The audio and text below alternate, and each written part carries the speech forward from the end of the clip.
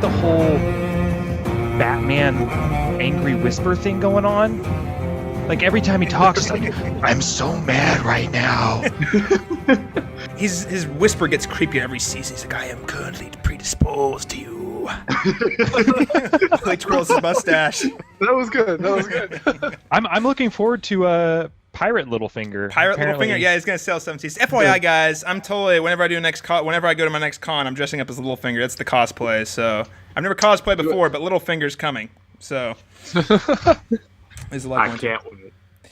All right, everybody. Thank you so much for joining us again on the Cast Beyond the Wall. I'm your host, Caleb Masters, and we are presented by our partner, We Got This Covered. Today, I am recording with all my two co-hosts, also in the desert, suffering through the sun, the heat, and the shining devil rays, or whatever they're called. Sir, introduce yourself. Austin Lucari. Glad to be here again. And from the land of nothingness, tornadoes, and tornado shelters, and Bible Belt controversies. Sir, introduce yourself.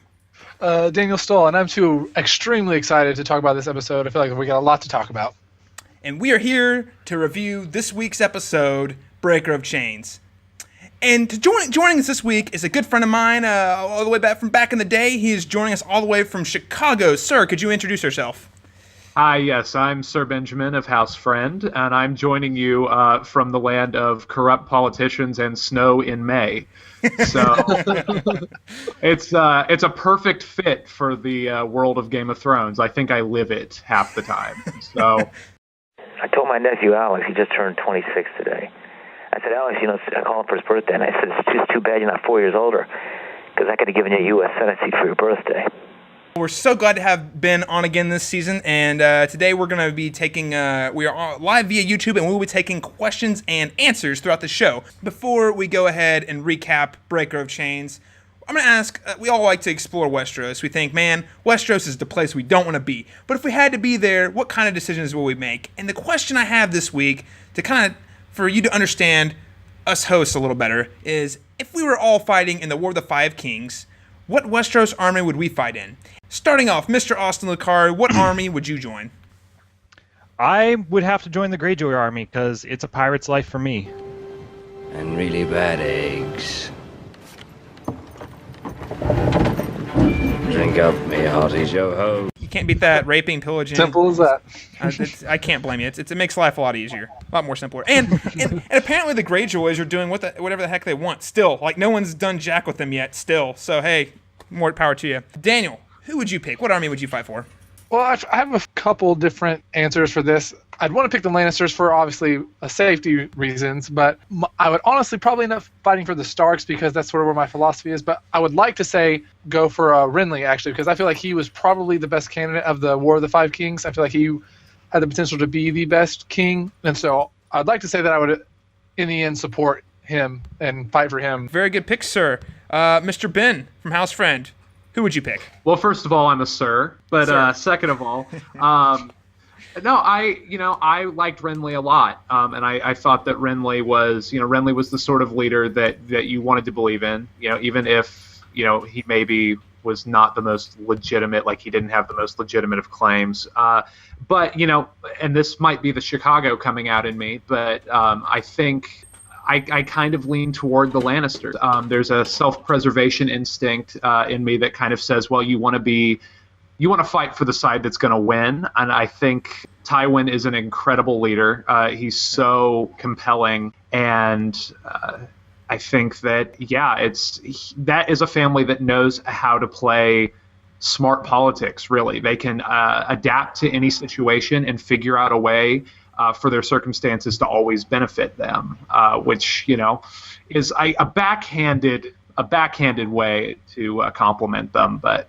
Yeah, I think that's a sound choice because if you're being totally objective and you had no idea who was going to win, you'd still put your money on the Lannisters because they have a history of winning. And you're right, Tywin is a militaristic mastermind. He's an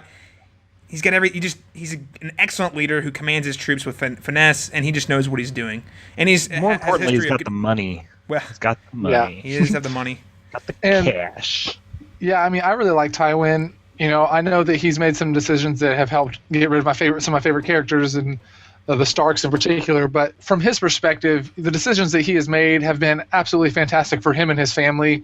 So you can't really blame the guy, and he is great and fantastic at being just a leader and putting his family in positions to be successful. He's a character that we've seen him do some truly despicable things. He's not a people person, you could say, but man, he knows how to pull the troops, and that's fine. I mean, we even see in this episode he makes some really great strategic moves that you're just like, wow, kudos. I mean, I never would have thought of that.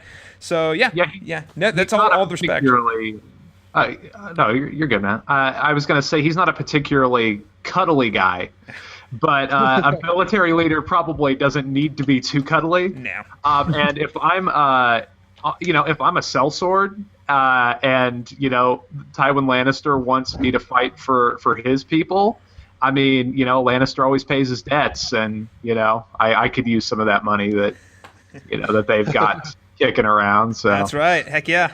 Yeah, I mean, sellswords are definitely going to go Lannister, no doubt there. We mentioned Renly, and I got to say, guys, I'd probably go with Renly, just purely because they look like they're having the most fun. Sure, they don't actually ever fight a battle, and sure, Renly ends up getting killed by Demon Vagina Monster, but, before when they were all just jousting and messing around, he had the biggest army out of any of the armies. It was a lot of fun, and there was a lot of hope there and a lot of promise that I really wish we could have seen acted out. But, that's not how Game of Thrones works, so sadly we didn't get to see how he would have won. But I think that would have been a fun army to fight in. At least I'm with the Baratheon that's not burning people at the stake, so there's that. Yeah, that's true. All right, guys. Well, as we always like to do, we have a brief little fan segment. Austin, name the fan project we should be checking out this week. Well, if you like a little Game of Thrones humor, there's a guy out there named Matt Leese. He used to be a journalist, I guess, for Videogamer.com, kind of went out on his own. One of the things he's been doing is Game of Thrones abridged videos. And if you're interested in getting caught up on Game of Thrones or trying to remember what happened in past seasons, these are not the videos for you. These are totally comedic, really have nothing to do with the show except for they use clips of it, but there's lots of funny voices and hilarious jokes along the way. He did a recap of the first 3 seasons, an episode for each one, and he's now doing an episode of an abridged episode for each episode that airs each week. Really, really funny stuff. You should check it out. They keep getting better as he does them. There are a lot of. I've watched 2 or 3 of the episodes. They're a lot of fun. That's for sure. Yeah, that sounds like a lot of fun. I will definitely have to check that out. I mean, come on. Who doesn't want to hear a British dude making fun of Game of Thrones for 5 minutes? I mean, come on. It's pretty good. It's pretty good. I mean, I love those Dragon Ball Z and Yu-Gi-Oh! And those videos. I mean, dude, they never fail to crack me up. So yeah, I'm really nothing. Hey, Piccolo, mind if I ask you something? What is it? You're not human either, right? Yeah? And your dad spit you out as an egg, right? What about it? Are you a Yoshi? Yes, Goku. I'm a green f***ing dinosaur. Can I ride you?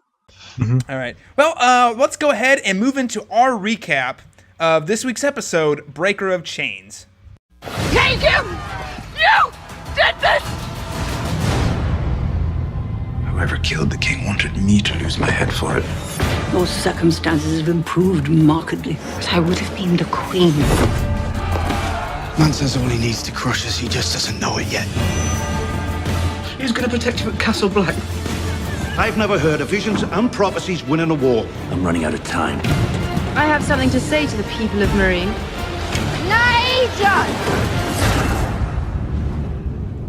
All right, guys, before we get really deep into this episode, we'll start by getting some initial thoughts. Ben, can you go ahead and tell us kind of what you thought of the episode?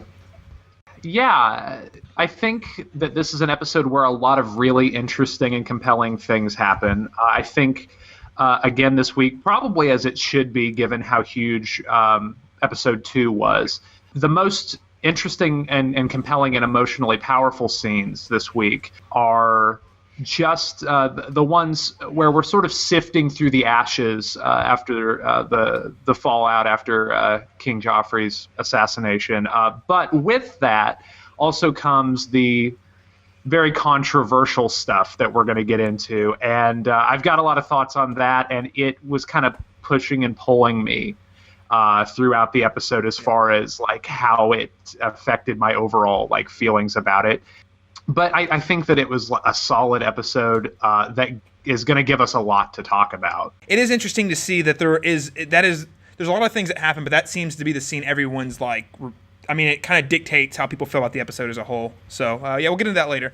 I actually really enjoyed this week's episode. I thought it was really strong. I thought we had a lot of good character moments in this episode, and sort of like Ben said, you know, we're getting to see kind of the reaction to everything that happened, and so there's not a lot of great epic decision things that happen, but it is really cool to see all those character moments that we get today, and we get to see characters continue to grow and evolve in good and both good and bad ways. And yeah, I think there's a lot to talk about here, and I really enjoyed the episode. You guys pretty much covered it. It's a controversial episode. We'll talk about that more later. We kind of already hit a real big, giant plot point last week, and so it's starting to just set some things up again. Hopefully we have even bigger things in the future. So I totally agree with everything you guys have said. This was an episode that's definitely, the whole point is to kind of capture the fallout of what happened last week, and kind of show a little bit of the impact. We still don't have the whole picture, and I think that's kind of the point. These are more like developments that we're getting that are obviously going to have much bigger play. I mean, it's still, even though last week was a big climactic moment, it's still just another piece of the puzzle that we're constructing that's going to end up playing out in the season as the season progresses and we get to the big ending. So this is just another bit of development. I think this was really good, really solid, and as always, we've got plenty to talk about here. So let's go ahead and jump right into this, guys. Right off the bat, first scene of the episode, we get to see the whole Joffrey's dead, Tyrion's framed, he's getting guarded up, and Dontos grabs Sansa and they head for the hills. And I've got to say, as a book reader, I have there are some scenes, you guys probably know, everyone who's read a lot of books kind of gets this vibe. Sometimes when you're reading a book, you have scenes that are so powerfully cemented into your mind that it plays like a movie as you're reading it. And this was one of those scenes, the Purple Wedding, how all the fallout from it. And this episode, this scene in particular, I thought was incredible at capturing the cinematic feel I had in my imagination of how it felt. Like when Sansa and Dontos were on the boat, going out through all this, you know, the fog, and then there's this ominous boat, and you're like, oh, who's on it?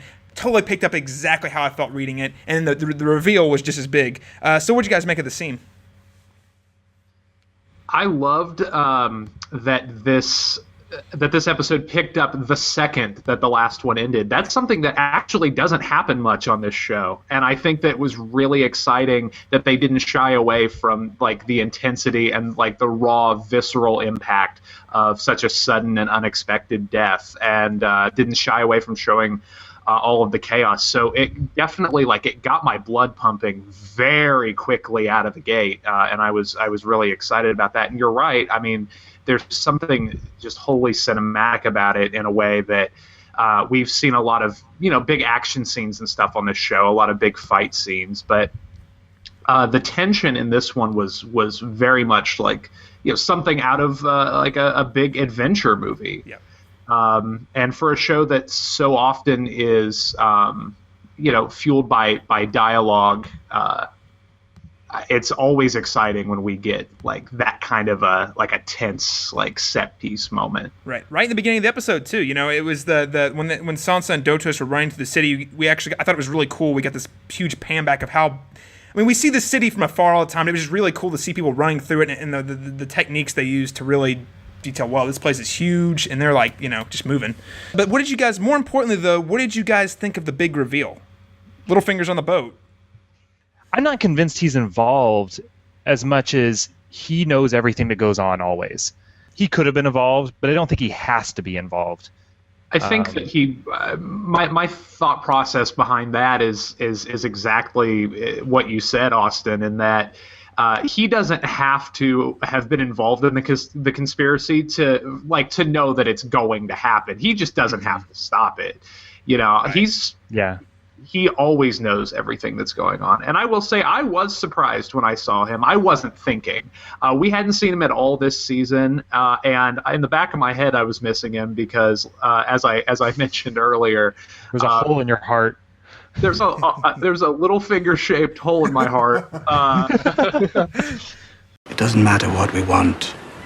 Once we get it, then we want something else. I love Littlefinger, and I was thrilled to see him initially, and then we'll talk about that a little bit later. Well, for me, I guess my kind of reaction was he had to have some sort of involvement. He at least someone at least told him it was going to happen, or something like that. But for me, my thing is if he is involved, two things immediately occur to me. If he's involved, is first, he has an amazing excuse because he's supposed to be in the Vale getting married. He's not even supposed to be in King's Landing when this happens. So if he is involved, that's outstanding. And second, my initial thoughts are, does he really care about Sansa this much to save her life? Is this why, if he is involved, is this why he's doing it? What is the purpose of getting rid of, if he is involved, what is the purpose of getting rid of Joffrey? Is it just to save Sansa so that he can get her out of King's Landing? Because we know that he loved Catelyn, and I believe he tells her that he will take care of Sansa if he can. So maybe this is like a promise to her, So that was my kind of initial thoughts of why would he be involved in this in the first place? Because he's super creepy. Well, he is a little creepy when it comes to the hitting on Sansa thing. But I will say, Littlefinger does have something to gain by taking Sansa too, because you remember everyone thinks Bran and Rickon are dead, Robb's dead, so she's actually still the key to the North. Other point being, though, we do get a little more Peter Baelish characteristics here. We see how he does a little bit of his business. He likes to promise people gold and then shoot him. My favorite line he used this week was, "Gold buys a man's silence for a time, but a bolt to the heart, that buys it forever." So, he hires this dude that he knows Sansa's going to have a connection to, gives him the necklace to be able to lure her in, so he buys her trust, and then the guy shows up. And it is kind of sad, though, because you kind of see now Ser Dontos, you find out that he wasn't really doing that out of the goodwill of his heart. He was doing it for money. So, I don't know. I kind of changed the perspective a little bit. And we see that Littlefinger has no problems with, killing people. They're disposable. Lord Baelish. Peter, are you hurt, my lady? Good. I'm sure you've had quite a fright. Rest easy. The worst is past. Lord Baelish, I promised I'd get her to you safely. Softly, my friend. Voices carry over water. I should get back before someone thinks to look for me. First, you'll want your pay.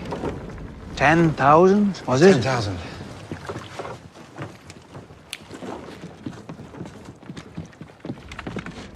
Wait! You don't want the Queen to hear, do you? 1,000 gold cloaks are searching for you.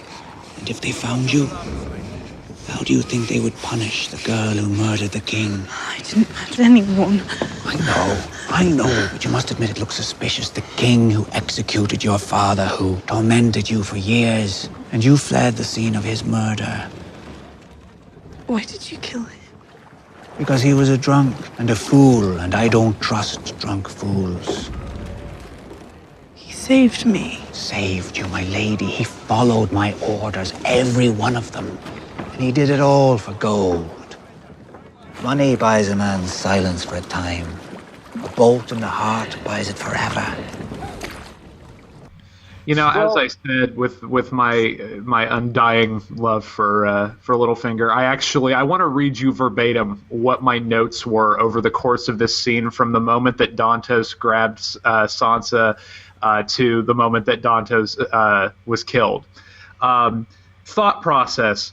"Oh, I like him," referring to Dontos. So I was like, "Oh, okay, so he's a good dude, man." It's like I like him. I like him a lot, and he's doing his best to really protect Sansa. He cares about her. Yay, Littlefinger, because I was so excited to see him. And then the last thing that I wrote was, "Shit, Littlefinger." And a brokenhearted again, man. I just wanted to believe he was doing something from the goodness of his heart, and that he might have let man, I just thought they might have been two cool dudes who were out to save an innocent young girl, and I don't know what I expected. Yeah, you can't expect Littlefinger to be a good person. I'll tell you that much. He'll only do a good thing if it will benefit him in the long term. So we'll go ahead and move on. So Marjorie and Olenna are having a little spiel here, where they're kind of talking about what's going on, and it's 14 here. And, Marjorie's kind of sad. She's had all this bad luck with the kings. I mean, she's like, man, oh man, the first guy was gay and he didn't think I was that hot. The second guy was a sociopath who enjoyed torturing animals. What am I going to do now? Because I'm still not a queen. I'm curious if you agree with me on this, Austin, because I know that you have your theories about who was behind the assassination. Everybody's a suspect! I just sort of assumed from last episode and then right into this exact conversation that the Tyrells were behind it. Yeah, and I do too, and I don't know that this conversation changes that. Some of these things are in here to kind of throw you off the trail, just trying to trick you. They don't make it very easy. Well, the one thing that sort of, set me against it, and you're right, the good writing does that, sets you off the trail and keeps you away from the real culprit. And I am a little bit of a different mindset after this particular scene for one reason, and that's that they draw attention to the fact that Marjorie would have been a lot more valuable had they consummated the marriage. Yeah. And if she or anyone else loyal to her or to that family was going to kill Joffrey, they should have waited until after they consummated the marriage. Not that Marjorie probably wanted to go through that, because who would? Mm-hmm. But she would have actually been queen at that point. Versus power reverting to Cersei as queen regent and Tommen. Right. Yeah.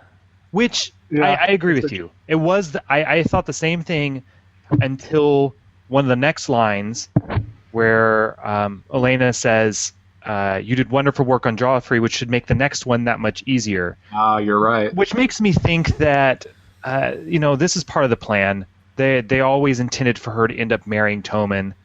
Joffrey just needed to be out of the way first. I could be wrong, but I want it to be the Tyrells. It feels right for it to be the Tyrells. It may not actually be the Tyrells. I feel like it puts Marjorie out of the loop a little bit, personally. And that could be a red herring. I don't know. It seemed more like she was like, the way she was talking seemed like, she's like, I was going to go through with this. I really was, And you would think she wouldn't be talking like that if she was the one who poisoned Joffrey, right? Yeah. I mean, it definitely would be unnatural for her to say something like that if she was involved. But I don't trust him. I don't trust the show. The show's trying to trick me. Well, and I don't trust Marjorie, man. Like, we've learned the hard way, I think, in the past that Marjorie, for how good she is at seeming sweet and caring, and she's very magnetic and very attractive, and she has a great mask. But I do think that she's a snake in the grass, and I think that she would have been totally capable of doing it. And then I think she would have been totally capable of doing it in broad daylight. And then I think that she would be completely convincing if she wanted to tell people that it wasn't her. Right. I think that she could get away with it. She really wanted him to eat that pie. Oh, yeah, she did. She ate the pie. There was the pie. We're going to move into some darker territory where we go and kind of see the tomb of Joffrey, where they're kind of having a visitation. There was a great scene here. There was a controversial scene here. But we do get to see, Tommen and Cersei are mourning the death of Joffrey. And lo and behold, Tywin shows up and practically just blows off Joffrey. And he's like, Tommen, what's up, man? You know what? He's dead. You know what that means, right? Oh, you're the king. Congratulations. Now, I'm going to give you Kingship 101. These are Tommen's first lines, right? He hasn't said anything to this point. Yeah, he has. He, very... minor, like one-liners. He's had like one lines, like way back in season 1, Tyrion talked to him, like little tiny exchanges. But yes, the first Tommen might have said I think Tyrion might have said, "How are you enjoying your dinner?" And Tommen said it's very good. Like really insignificant lines. Stuff like that's all they are. Stuff like that. He says pretty much one-word things in this scene. So I don't know. But this scene actually this is one of the very first scenes featuring Tommen. So. We have a man who starves himself to death, a man who lets his own brother murder him, and a man who thinks that winning and ruling are the same thing. What do they all lack?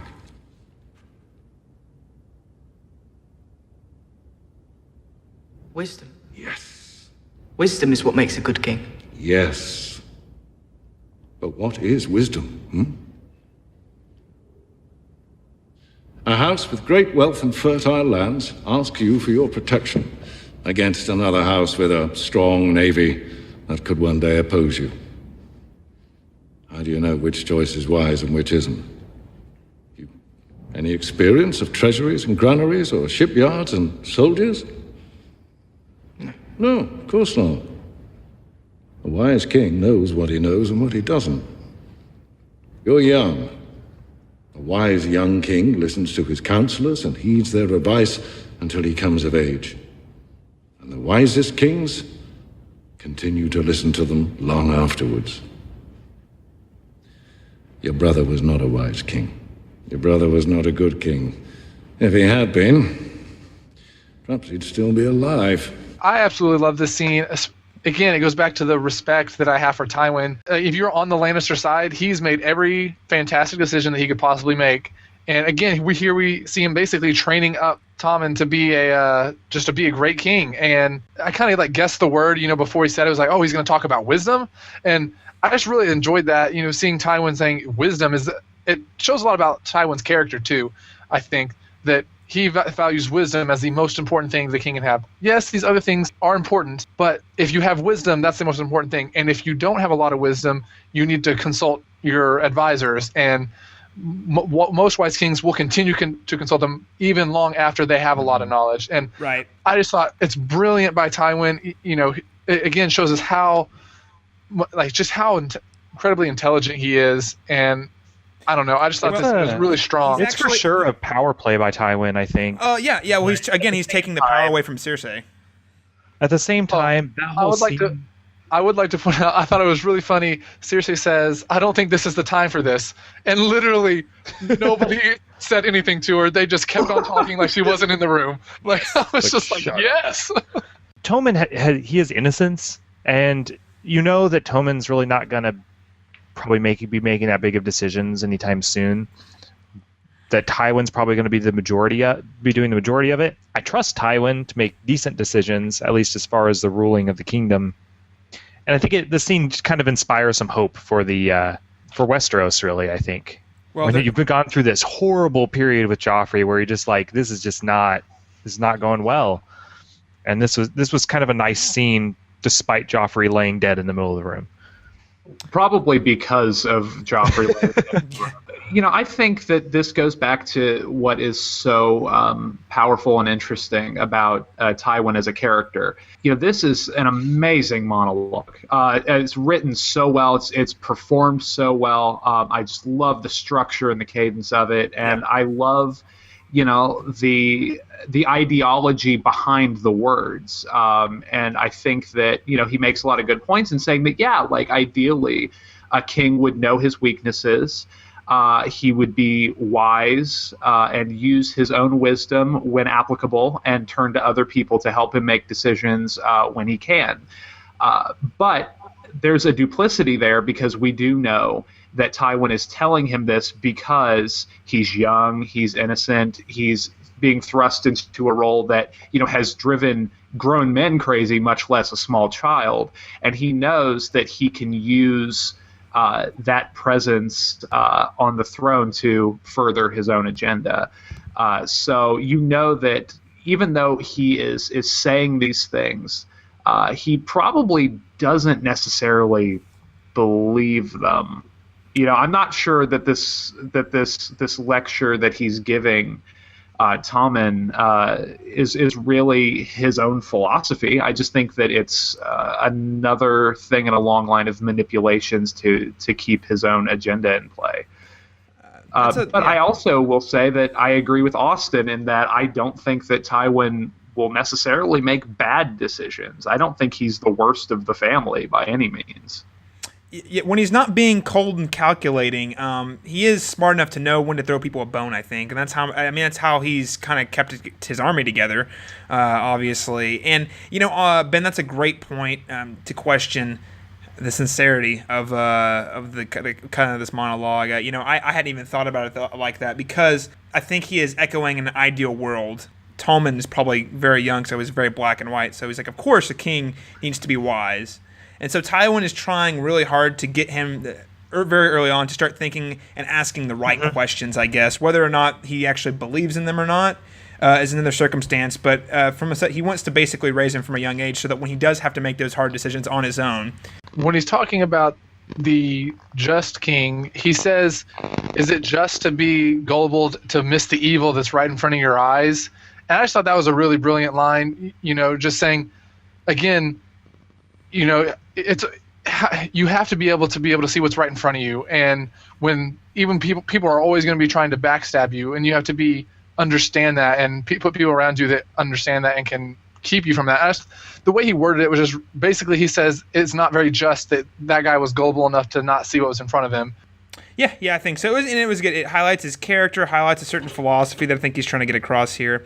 And you see he kind of walks off and starts talking about queenship and why he needs a queen, yada, yada. So it would be interesting to see if we get any more scenes like that between him and Tommen, sorry. This leads us right into the next scene, which is the big controversy this week, which is the exchange between Jaime and Cersei. And there's a lot of layers to this scene, actually. First off, it starts off kind of like a normal exchange. She's so sad. She's convinced Tyrion is the one who's killed her. So she demands that Jaime kill Tyrion. You're like, oh my gosh, this is so dramatic.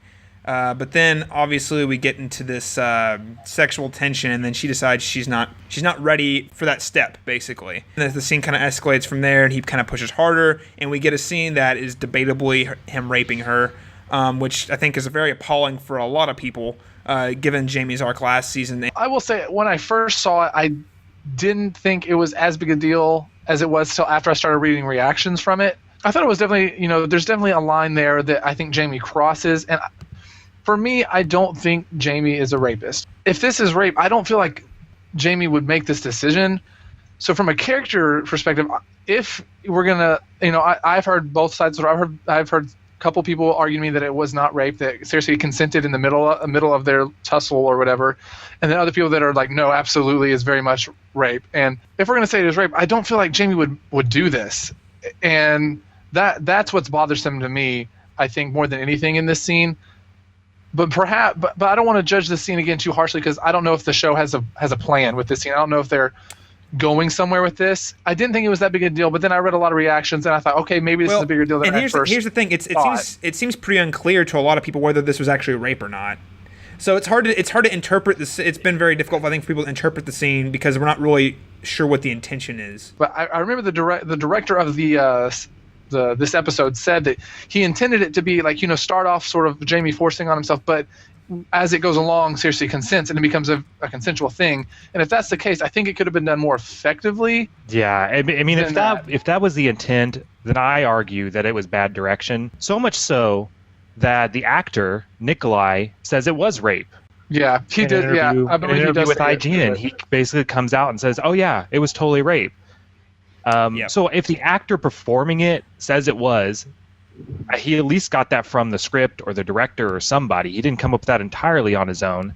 And if the intent was for it to kind of change, you better make that very, very clear to the actor that needs to come across. And I don't think that did. I don't think it came across in the scene at all. Yeah, I agree. It was very ineffective if that was the intent. Well, this is another addition to a string of me being a bad judge of character, because anyone who knows me knows that Jaime is my favorite character. And it was one of those things, man, where I was desperate for it to not be a rape scene. Right. Oh, yeah, me too. And so we're in the middle of it. And yeah, it's like, I actually think that there is a little bit of legitimacy to the argument that Jaime forces himself on Cersei. She initially doesn't consent and then eventually gives in. But here's the thing.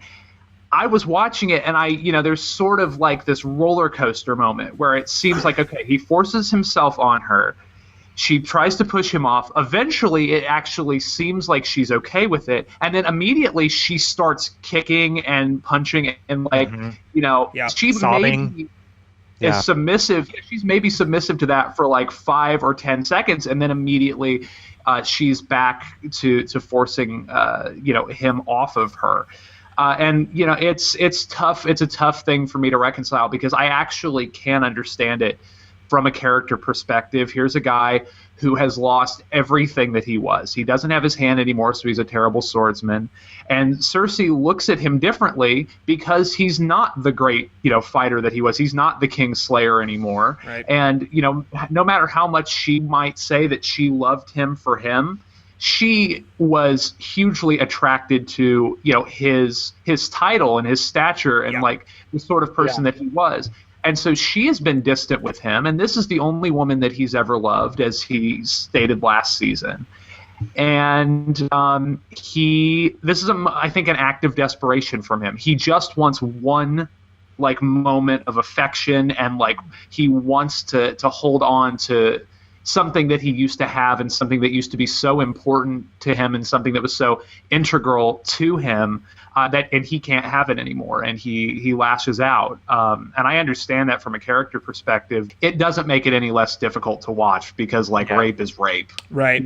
Rape is just rape. It's complicated because when you spin it like that, that's something you can kind of understand. And I do want to raise the point that this is Game of Thrones. Just because Jaime has undergone a redemption arc does not mean he is all of a sudden the white knight in shining armor who can do no wrong either. I mean, this is Game of Thrones. The characters are very complex and layered.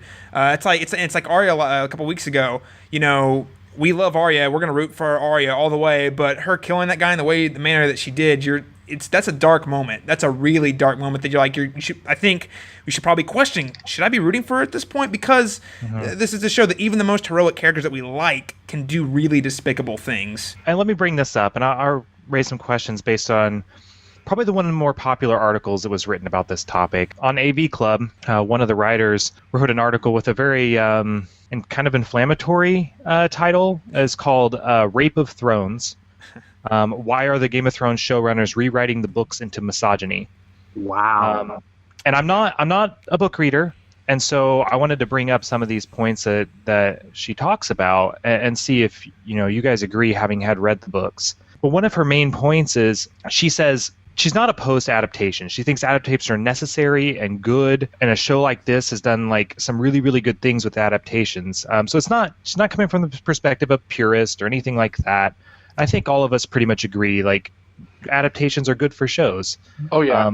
Yeah, absolutely. But she goes on to say it seems to be so out of character for Jaime in the scenario. She concedes that it could be going somewhere. So, it can be a really good plot device to both humanize the victim and the rapist and really take it somewhere. And we don't know that yet. We haven't seen that yet. But her argument really kind of circles around that this has happened before in the show, specifically with Daenerys. In the very first episode, she gets raped by Khal Drogo. And the way it happens in the books is, according to her, and she puts some of the lines in there, is very, very different from what happens in the show. And in the books, Khal Drogo basically asks for consent. And she characterizes that as, Khal Drogo is one of the first people to give Daenerys respect. And she consents to it. And it really makes more sense to her character later on in the show when she's calling him my moon and stars, these sort of things, that she loves him. Whereas in the show kind of makes it almost like a weird Stockholm syndrome thing where she's sympathizing and ends up loving her own rapist. So that's the argument that she poses. I don't think she makes a very good, strong argument, and you guys will have to read it to really be sure, for it being an epidemic of misogyny in the show. But I do think it's a good argument for really changing the characterization of the characters in a way that isn't necessarily better. Yeah. And having read the books, what do you guys think about that? Well, here's my thing. The circumstances between Jaime and Cersei are different in the show. First off, Jaime actually didn't get back until this scene right here, actually. Jaime and Brienne don't make it back to King's Landing until Joffrey's on his bed and he goes into the tomb to Cersei, and they still have sex next to his body. The difference is Cersei. It's the first time they've seen each other. It's the first time they'd seen each other at all, since book one or whatever. And there's that, and then Cersei's motivation for not wanting to have sex is different. She initially does not want to have sex in the book, but it's because she's afraid she's going to get caught, not because they've got some type of rift between them. and then they have sex, and it's definitely starts off as she's like hesitant, not unwilling, but hesitant, and then it becomes consensual. Versus here in the show, there's dialogue in the books that like she says quickly, now, do it now. Right. Yeah. Right. But in the show, the circumstances are different. They are. He's been back for a while, and she's intentionally distanced herself from him. For whatever reason, she's decided that she's not as interested. She's found other ways to support herself, and like Ben said, Jamie has kind of lost those things that she found very attractive about him. Now it's him kind of pressing himself on her. I think Ben did a great way of describing what the show is going for. I don't know if I like it better or not. I haven't decided yet, and I think before I can make a fair judgment of that, I really need to see where they're taking this throughout the season, because we were only seeing one moment in this ongoing arc. So it's really not fair. I think it's really unfair to completely write this off just yet, because we don't know. They could be going somewhere really cool with it, but it definitely was a scene that was shocking, and I'm still trying to figure out exactly how I feel about it. And it was definitely uncomfortable. And like Ben said, also, it is kind of sad to see this character who's gone through this big redemptive arc make a dark turn so quickly. I definitely hear what Caleb's saying. It's definitely very different in the book in the sense of the circumstances. This is the first time they've seen each other. And I do feel like even in the show, they give us a tiny bit of it where, they do kiss, and they kiss for a moment, and then she pulls away and says, "No, not here." I feel like it was trying to make that attempt, but then after, what happens after, she does have those moments where she's saying, no, not now. But I feel like her character doesn't necessarily not want to, have those relations with Jamie, but it's just so upset with the setting that she doesn't want to do it. But maybe I'm trying to bring too much in from the book, and maybe I'm not dividing that enough. You're not wrong. Your thought process I don't think is wrong, considering you lose the inner dialogue. George R. Martin kind of chimed in on this earlier today. And I don't know if I'll read the whole excerpt because it's pretty long, but I'll give you guys a sense of what he was saying. Quote, "The hall dynamic is different in the show, where Jamie has been back for weeks at least, maybe longer, and he and Cersei have been in each other's company on numerous occasions after quarreling. The setting is the same, but neither character is in the same place as in the books, which may be why the producers played the sept out differently. But that's just my surmise. We never discussed that scene to the best of my recollection. Also, I was writing the scene from Jamie's point of view, so the reader is inside his head hearing his thoughts. On TV, the camera is external. You don't know what anyone is thinking or feeling, just what they are saying and doing. So if the show had retained some of Cersei's dialogue from the books, as me and Daniel mentioned, it might have left somewhat of a different impression. But that dialogue was very much shaped by the circumstances of the books, delivered by a woman who is seeing her lover again for the first time in a long time. I'm not sure how this works out on the new timeline. That's really all I can say on the issue. The scene was always intended to be disturbing either way, but I do regret it has disturbed people for the wrong reasons." Yeah, I think that in the article, kind of along those lines, the article basically accuses the directors of putting that scene in there, and the writers of putting that scene in there purely for shock value. I think it's probably premature to make that type of accusation, but if that is true, then that's a problem. If you're only doing it for shock value, you are treating this is misogynistic. I don't think they're doing it just for shock value. I don't think so either. And like I said, it is premature to make that determination, I think. Well, and two, even then, I don't know how misogynistic does it make the show. Because if anything, it makes Jamie look bad. I don't think there was anyone watching this scene saying, "Yeah, Jamie, take your woman and thrust her." It's still turning her into an object. Yeah, that's the problem. Is that to classify something as misogynistic, it's not so much that it makes the men look bad, but that it also turns women weak or into victims or into objects. Now, I don't want to get off on this too much because we've got a lot yet to talk about, and we're still in this section. But in the AV Club article, when she refers to the Daenerys and Khal Drogo relationship, Daenerys ends up becoming the strongest female character on the show. Yeah. And one of the strongest female characters that I can think of on any show right now. Yeah. And so And I also think that it adds an interesting dynamic to their relationship, that it does take so long for that guy who was completely primitive and ends up looking bad in the process because we're sympathetic to her and we think of him as just being savage and being brutal and just being, a completely uncivilized person. It ends up being an interesting dynamic when they actually end up with feelings for one another. She ends up taking pity on him because she realizes that he didn't understand really how to love. And he ends up falling for her because she is the first woman to be not only like compassionate, but also strong and intelligent, and he's drawn to that. He gives her pushback, which is not something in their culture they ever practice. Right. And he is drawn to that, and so I think in that same way, like that relationship ended up being just an incredible story for me. Like I loved the Drago Daenerys relationship. I totally agree with that, and it was I think the initial change there was probably to make the Dothraki look a lot more barbaric, if anything, so you can get an idea of how barbaric their culture is. I think it does actually add an extra layer to, like Brent was saying, to her arc, because she has to learn how to take control in that relationship, which is odd because women are purely sex objects in their culture.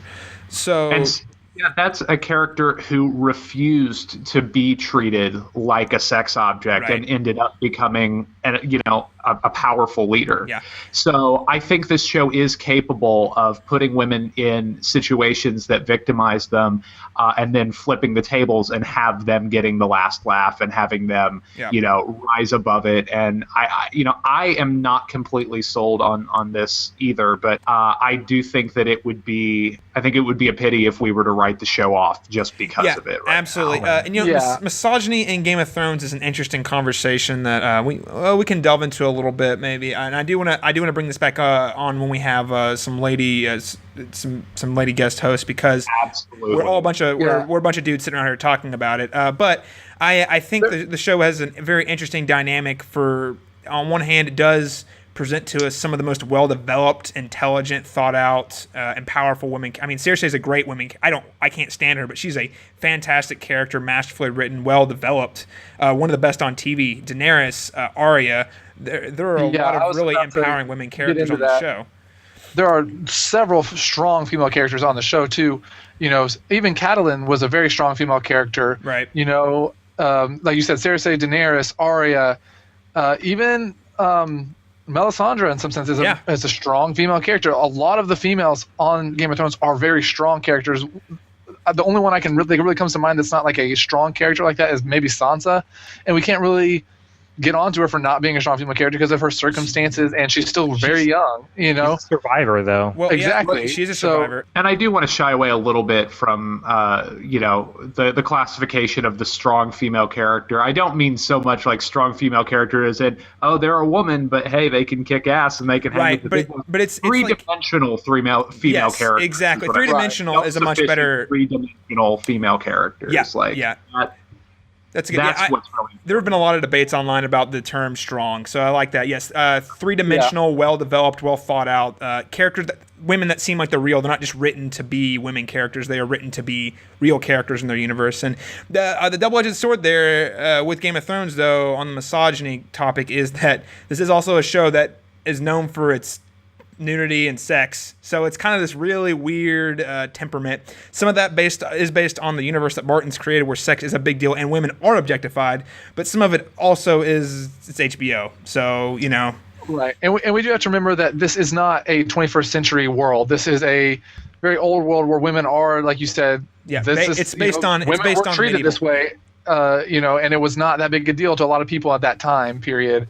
So, and we do have to keep that, I think, in mind. There's a lot of different ways to look at the scene. I think we're gonna have to wait and see where this goes before we can best best determine how we really feel about the scene, to be fair. We had the incest rape. Now let's move on to the big orgy. The first one in Game of Thrones history.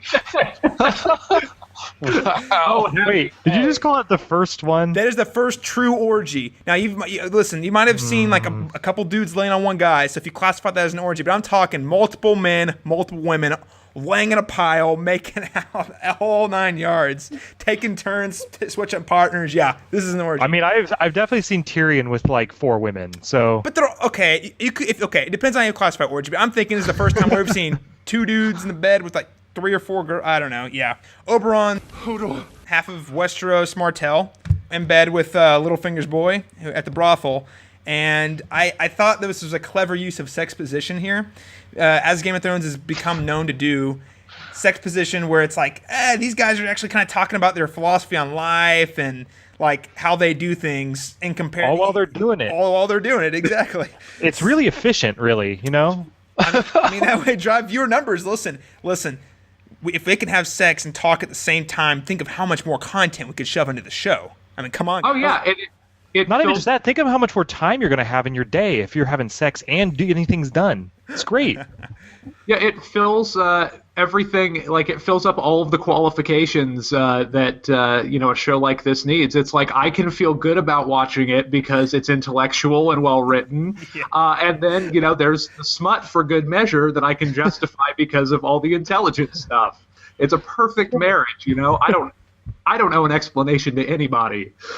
There you go. You like them both the same? Boys and girls. Does that surprise you? Everyone has a preference. And everyone is missing half the world's pleasure. The gods made that, and it delights me. The gods made this, and it delights me. When it comes to war, I fight for Dorne. When it comes to love, I don't choose sides. But really the highlight of the scene, though, is when Tywin comes in and they have a little conversation. And I thought this was a great scene because both of these actors really seem like they're top of the line. I mean, every actor on Game of Thrones is great, but these 2 actors looked like they were having a lot of fun with this conversation. But we get a little bit of insight here. First off, Oberyn studied poisons. I don't know if you guys probably didn't know that yet. Me and Stoll kind of had an idea about that one, but we know that he studied poisons. And it's just funny enough that Joffrey got poisoned at his own wedding. So there's that. And FYI, his nickname in the books is the Red Viper. They haven't called him that on the show yet, and I'm not sure when or if they're going to drop that, but I'm just waiting for it. And I think Tywin, this conversation was really great. I got the vibe of keep your friends close and your enemies closer. So what did you think about Oberyn and Tywin in this scene? I think that's exactly it. I think it's... Tyrion kind of alludes to this a little bit later, is like leave it to Tywin to turn the murder of his grandson into political gain. He's just he wants to bring Dorne in. Dorne's powerful. Dorne has armies. He brings up that Dorne was the only house that was able, or the only area that was able to resist the Targaryens. So he views them as a powerful ally if he can gain them. So he offers him a spot on the council, makes him a judge at the trial. It's definitely a very, very shrewd move by Tywin. Yeah, I think it's a fantastic scene. I really enjoyed the scene, and like you said, the actors in the scene did a fantastic job. I really love the conversation, just getting to see how they work together. That was really great. And I just thought that, again, it just shows Tywin's character, how just intelligent he is and how political he can be. And well, he offers up the mountain. He's like, yeah, I'll give you a spot on the council, and you can have met with your buddy the mountain over there. If you I think it's also important that he 100% denies having anything to do with Elia. When Oberyn asked him if he has anything to do with that situation, or if he told the mountain to kill her or anything like that, he says that I categorically had nothing to do with it. He just absolutely no involvement. He's like, did I have anything to do with it? Well, not categorically speaking. Yeah. Yeah. Yeah, so to me that he was basically saying I had zero to do with this. I don't know if that's true or not, but he does basically say to Oberyn, and then the end says, hey, I'll let you go with the mountain, I'll help you get the justice for that if you help me do this. And so I thought it was very, he knew exactly what card to play to get Oberyn on his side. Right, that was very, very smart. So. And I think, and it shows that Tywin really is, he's so good at playing the game because he brings up things like Daenerys again, something that last we heard him, he kind of wrote, when Joffrey brought it up, he kind of wrote it off as nothing, like it wasn't even a thing. But now that they've gotten hold of they've got the throne down pretty much. And honestly, now that Joffrey's out of the way, he's like, okay, well, let's start preparing for the next big thing, because I know that there are problems coming. I know that we've still got those stinking pirates up in the north sailing their boats around, and I know that we've still got this big threat over game. So he really is prepping for the next big move. Now, maybe not a war, but he knows that whatever it is, he's going to need Dorne to come into the fold. Yeah, and this goes back to the point I made earlier about the Lannisters being adaptable. Tywin is, he's an opportunist, and he saw an opportunity to, as you guys said, get Dorne on their side. And I think that the reason that there's an interesting dynamic between Tywin and Oberyn is because Oberyn is, I think, kind of unpredictable. He's my favorite new character this season. I think that he has, he's got a huge personality, he's got such a presence, and he seems like such a loose cannon. I'm not sure that Tywin's good faith in Oberyn is going to end up being rewarded. I think he's definitely a wild card, you could put it that way. Yeah. I mean, even though he's Tywin's making some huge concessions there, you're still like, is this guy going to take advantage of this? I mean, I still think, there's a lot of room for insanity to unfold with that move. Yeah. Oberyn's definitely the most unpredictable character that Tywin has put some sort of faith in, I think, that we've seen in the show so far. So that's a very good point. He does bring up that Oberyn knows the poison, knows how to deal with poisons and all that stuff, but really doesn't believe that he was involved at all. It makes me think that Tywin knows actually who did it. Let me put it this way. I feel like Tywin probably has a pretty good idea, because he's very smart and logical and knows how to break it down. And he knows that Oberyn wouldn't have jack to gain off that, really. He'd have an especially good idea if it was him. Right. Right. So if I'm also not so sure that Joffrey's death is anything to Tywin other than an inconvenience, because he still, has the position of power. He hadn't really lost anything in the process, and I mean, come on, he didn't like Joffrey. Okay, no. Well, not only was it not an inconvenience, I think it was a windfall for him. Yeah, I think it was a huge win. He loves it. Yeah. I think it's actually like, thank God, now I've got a king I can control and just tell what to do. Joffrey's the freaking idiot who cut Ned Stark's head off and started a freaking war and had to clean up his mess. Now I've got some dude, I'm just like, hey, don't do that. And guess what? He doesn't do it. Right. And him and Cersei actually immediately gained a lot from his death. Cersei immediately becomes Queen Regent. Tywin has a lot more control now. He doesn't have to worry about the loose cannon. So they both gain substantially from Joffrey's death, except for the fact that it's their that's the thing. Everybody gains off of Joffrey's death, and Tywin, obviously, based on how he interacted with Cersei and Tommen back in the Sept, he doesn't care that Joffrey's dead. I really don't think he cares at all. In fact, I think deep down he's probably pretty dang happy. He's probably like, yes! Our final scene in King's Landing this week was a very touching scene, and an episode that reinforced how dark every character we know is, even the ones we really like a lot. We had a nice, legitimate, organic, warm moment between our man Podrick and Tyrion.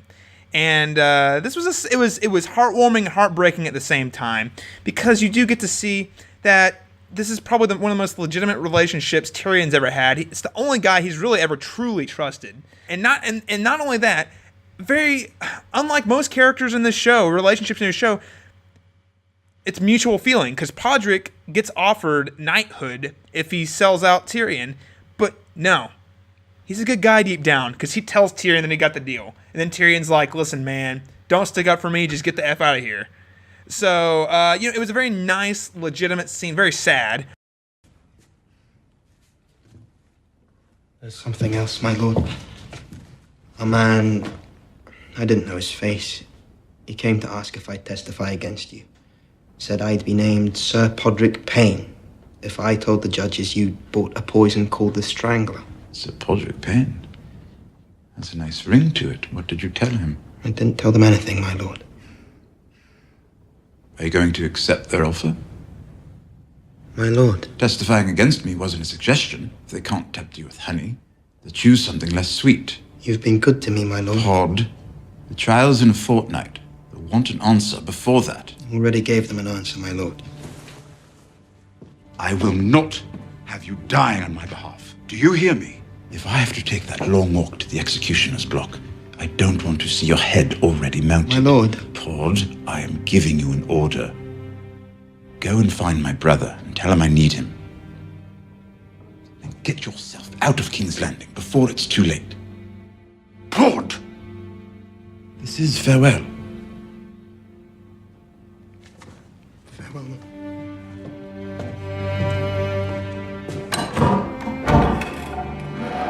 Pod.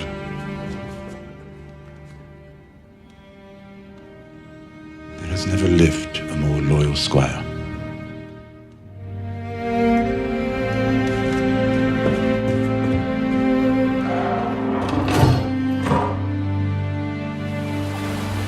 I mean, and this is Podrick, who did save his life back at the Battle of Blackwater, and who has really been by his side for a couple seasons.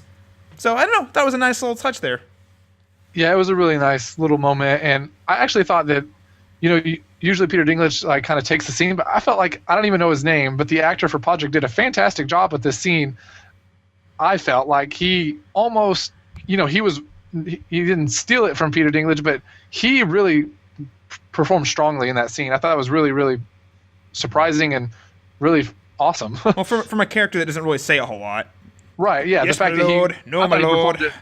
Yeah, I thought he did a fantastic job with this scene. So, just his little facial expressions at the end where he's sad and understanding what's going on. So, he snuck in some comforts for Tyrion, some treats and things, and some candles. But also informed him that basically Tyrion, we see a little bit in this scene that Tyrion's in bad shape as far as this trial goes. All his witnesses are gone. Podrick has to leave, or he'll be killed, basically. Sansa ran away, which he just found out about. Varys has already been taken. And Varys has already been taken, probably just so he doesn't get killed himself. Varys is a smart man. basically Sarys called dibs on Varys. Like Varys got called for the prosecution, basically. Yes, exactly. Yeah. And but he doesn't have to testify for them. No, really, but he though. Knows he'd be putting himself out there more than he would like to. He's a smart man who's going to take care of himself. Now, had Tyrion talked to him first, he might have backed Tyrion, but it was one of those things. It's like he wasn't going to say no to whoever asked him. I mean, he likes Tyrion, but he also likes living. Yeah. So and he likes being in the position he's in too. Mm-hmm. Well, he's probably. I mean, there's no Master of Coin at this point. That's probably going to end up being Varys, I'd imagine. Varys has already got Varys has got a very specific job. His Master of Whispers. He's the guy who gets all the info. That's all. That's his sole purpose. Yeah, and like you said, we get to see that, he knows that Sansa's run away, and it doesn't seem like they have any idea where. So, that's good news on Sansa's regard, I guess, that they don't really have any, they don't have any evidence of her leaving, or at least Podrick doesn't. So that's good news on that regard, I guess, too. So I love a couple comments that Tyrion makes. One of them is he's like you're being followed. I need you to stop by who? I don't know who. My dad, my sister, I don't know. Whoever the man behind the curtain pulling the strings is. I love that he uses that term and that ideology. I don't know who's behind this, but whoever they are, they're watching you right now. The ominous they. Yeah, the ominous they. Yep, that's it. Yeah, great line. And it just goes to show how in touch with this world Tyrion really is, and how he knows. He doesn't know who it is, but he knows that somebody put him in that position to get caught. Other line I liked that it was just kind of fun was a great just Tyrion quip was he's like, "Dear God, if I had poisoned him, I hope I wouldn't set it up so obviously that I'd done it." Yeah. And it's going to be actually. I'm really looking forward to the trial, because if he gets a chance to really talk, it's going to be great. It's just going to be gold. Remember the last time he was on trial, right? When I was 7, I saw a servant girl. bathing in the river. I stole her robe, and she was forced to return to the castle, naked and in tears. If I close my eyes, I can still see her tits bouncing. When I was 10, I stuffed my uncle's boots with goat shit. When confronted with my crime, I blamed a squire. Poor boy was flogged, and I escaped justice. When I was 12, I milked my eel into a pot of turtle stew. I flogged the one-eyed snake. I skinned my sausage. I made the bald man cry. Into the turtle stew, which I do believe my sister ate. At least I hope she did. So, yeah, what do you guys think about Tyrion's shape, though? I mean, we know it's pretty rough. He doesn't have anyone backing him. The only person he's got to hope for right now is Jaime, it sounds like. Man, I just feel bad for Tyrion. 75% for all the reasons that we should. He's been wrongly accused. He's been thrown in prison, and his squire is, now had to betray him. But the other 25% just because Podrick couldn't even get wine in for him, so he has to sit there sober. That's a bummer. Yeah.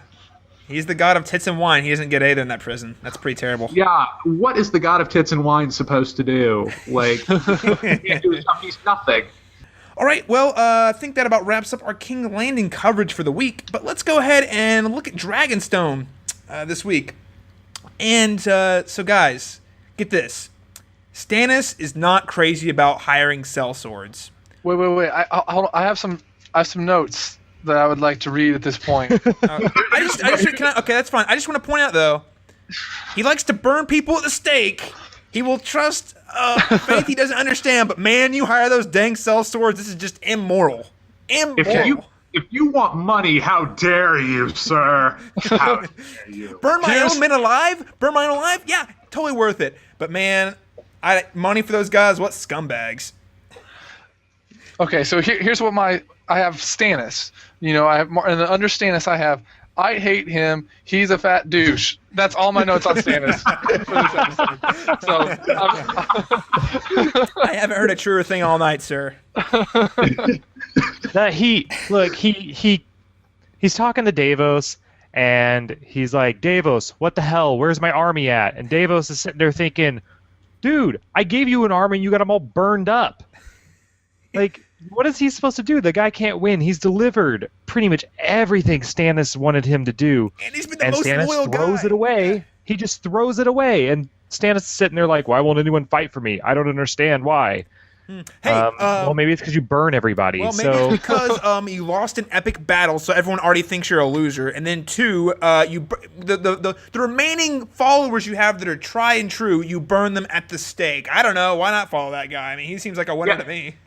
Everyone you've got like these options in front of you. You just, start to accumulate all of the people who don't hate you, or, you kind of let go of your pride and maybe pay some people to come and fight for you, because that's the only way. He is at that point that, the worst of leaders get into, where the only people they can get to be loyal to them are the ones that they pay. And he won't do even that. So he's done, dude. He's out. And his reasoning is it seems like because it's like you can't trust him. It's this almost like after you trust this. Davos says it himself. You trust this dark magic that you know nothing about, but you can't just pay some guys. Yeah, seriously. His way of thinking is messed up. Okay. Although I do gotta say, the reaction was really funny with Davos this week. He's like, usurper, Joffrey Baratheon's dead, and then Davos like, that Melisandre might be onto something, maybe, but man, I'm telling you, it's a bad way to get. It's just really funny because all of a sudden he's like, well, maybe she's got a point, maybe. I mean, two of those guys you named, they did die, so maybe the crazy hoodoo's up to something. But hey, man, them sellswords. Do you think Stannis even has money at this point, though? No, he's broke, and that's what Davos says. Davos says he tells Stannis, and Stannis like, we don't have any money. They're broke. They have no army. Like they're literally just there's nothing left. So Davos is going to solve that problem. He's going to go to the Iron Bank, get a big ass loan, and do exactly what Stannis told him not to do, basically. So guess what, guys? He's gonna accumulate a heck of a lot of a debt that he's never gonna pay back. Welcome to America. Bam. All right. College time. That's right, guys. You're gonna get so in debt. You're gonna spend your entire kinghood paying that debt off, and then you die. Congratulations. They were eating rotten meat last week. I don't think that they're, what else are they going to do? They have to actually start worrying about money at some point. Oh, yeah, absolutely. And I think this kind of comes around, though. It was really cool that Davos is just sitting there doing his reading lessons with whatever her name is, Stannis' daughter. And he's like, bam, Braavos has got money. Why would Braavos back those douchebags? I mean, they aren't paying their debts back, so what if we say, we're going to take it, and then we'll pay you back? What is the point? So everyone's in debt to the Iron Bank. I'm trying to figure out why the Iron Bank funds any of these people. Why does China fund anything? I don't know. Well, fair enough. No one's paying them back. Why do they keep giving America money? We're like billions and billions, or trillions in debt. Come on, man. Why are they backing us? It's a power thing. It's amazing how this became like an issue of The Economist, like in the last hey, 3 minutes. I'm gonna channel, guys. We're gonna get into Star Wars prequels territory here. We're getting down to the Stannis storyline is devolving into politics and banking clans, so you better watch out. Their banking clan will sign your treaty. The Iron Bank of Braavos does want to back the winner, and obviously Stannis is not the winner. But I wonder if Braavos is not out of touch with that. I really don't know where this is going. This is not in the books. This is all new. Maybe they just want someone aside from Daenerys who is basically tearing down their entire economy over there. Talking about economy, yeah. All those slaves she's getting rid of, they can't pay back their debts, that's for sure. So maybe they're just like, well, it's in our best interest to fund anyone except for her. Last season, they said, we're going to go to the wall. And we're still sitting at Dragonstone worrying about funding. So I'm interested to see how this is going to go, honestly. Do you guys have any other thoughts on that? Yeah, and as you bring that up, Stannis even sort of says, like, Joffrey's dead. This is my moment to go and make my claim before it gets forgotten. So they say they're going to go to the wall, but then it seems like, well, he's thinking, but let's just go to King's Landing because this is the moment because Joffrey's not there. And well, it's a good idea on Stannis' part if he had an army. Yeah, if he had an army, this would have been perfect timing. Yeah, it just feels really desperate right now, and it's a little sad in some ways. I mean, I shouldn't have sympathy for him, but I do feel sad for him. Yeah, I mean, he shot himself in the foot by not, listening to the good advice of any of the people around him, and wisdom. So it's like now there we go. He would be a king without wisdom, and now he has to rely on the Trade Federation to fund his army. All of a sudden, he's gonna have that droid army, man. Come on. What was the three things that Tommen talks about as far as qualities of a king? There was a post on Reddit about it, and one was like religious, and it showed a picture of Stannis, and one was like justice, and it was Daenerys. And I can't remember the last one, but it was funny because the last one was strength. The last one was strength. Robert Bratt. And it was Robb Stark, and they're all, So yeah, I would honestly say though, now you mention, I hadn't thought about this. I think Stannis kind of has all of those except for wisdom.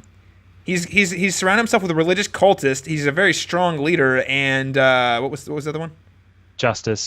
And of course, even he's all about justice. All about justice. Yeah, cutting off the fingers of Davos. Guys, this has been fun talking about the Star Wars prequels. I mean, Dragonstone this week. So you were right about one thing, Master. The negotiations were short. If you do have any questions or feedback you want to give us, go ahead and catch us on Facebook.com/CastBeyondTheWall.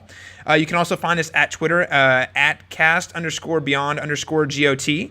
And we also have a YouTube page, The Cast Beyond the Wall, where you can go and subscribe. We've already got a few subscribers, and that way you'll get updates of whenever we're doing our live video sessions like right now, or when I post the fully edited episodes a couple days later. So I hope you guys can find that out. And you can also find all of our podcasts on our new partner, We Got This Coverage website. We're very, very excited to have this partnership with them. They are a great website for movie, TV, gaming, and they get everything. They really do, and they've got a lot of exclusive interviews. They've got it covered. They've got it covered. we've kind of like got halfway through the episode, and we've already gotten to the King's Landing stuff. But I still want to get a take on our host and guest host this week, Austin and Ben, who have not read the books. Who done it? Who poisoned Joffrey? They still didn't answer the question. We got some hints, we got some clues, and we got some maybe some more red herrings. But I want to know: have your theories changed? What are your for Ben? What are your theories? Well, we got some new leads this week for the Who Done It. I'm going to kind of run down just real quickly some of the things that kind of might change your views this week. We had the scene with Marjorie and Elena. I don't know if that makes you think the Tyrells are still doing it or not. We have the scene with Tyrion in the jail. He doesn't seem to think Cersei had anything to do with it. I don't even know if he thinks his family had anything to do with it. I can't get over, though, the Cersei sending away Maester Pycelle.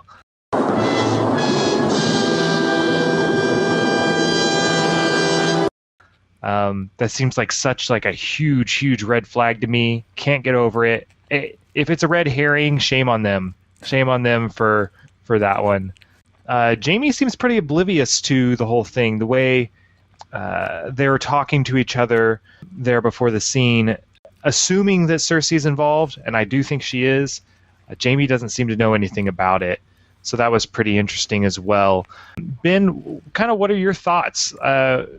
Kind of your take on all of it, really. Man, it's tough because, like you said, they are so good at kind of, presenting a new trail for you, and giving you a scent and then just leading you away from it.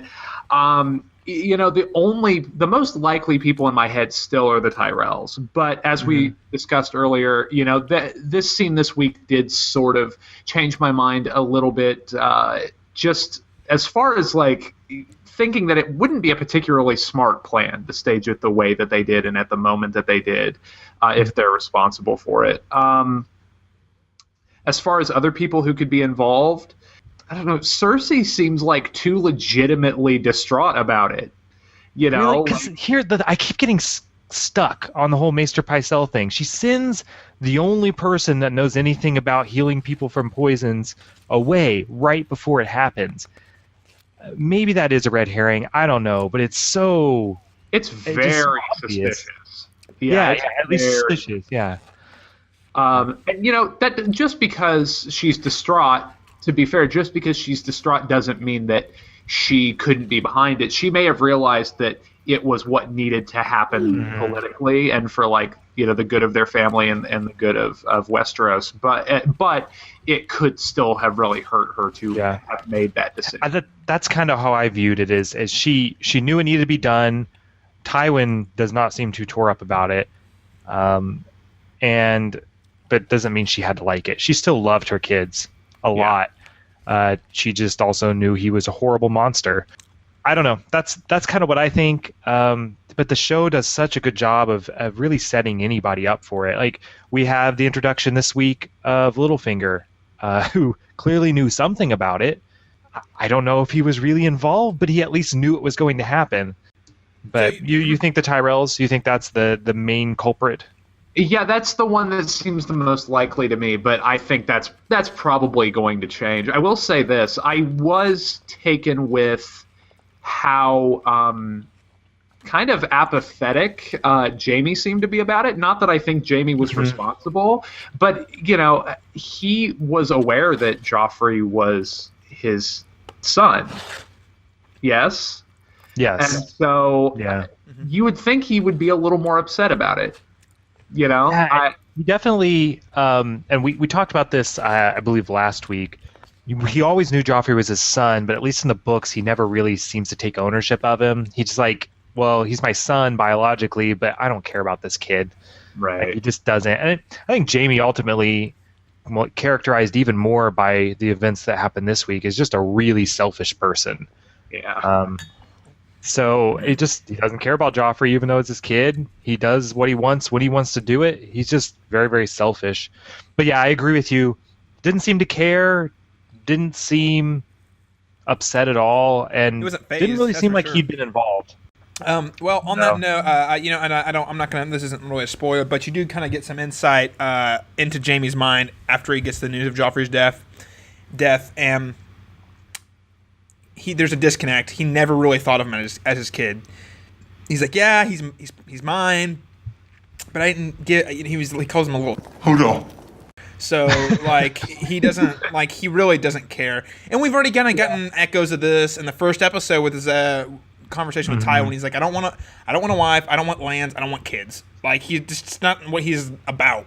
So for him, it's just psychological. I mean, yeah, he might be his kid, but psychologically, there's no connection there, and he doesn't. I think he almost is with everyone like Tywin. He's like, yeah, this world's probably a better place now that he's gone. And the only reason stake he really hasn't is that he's trying to comfort Cersei a little bit. And even Cersei knew that Joffrey was a monster.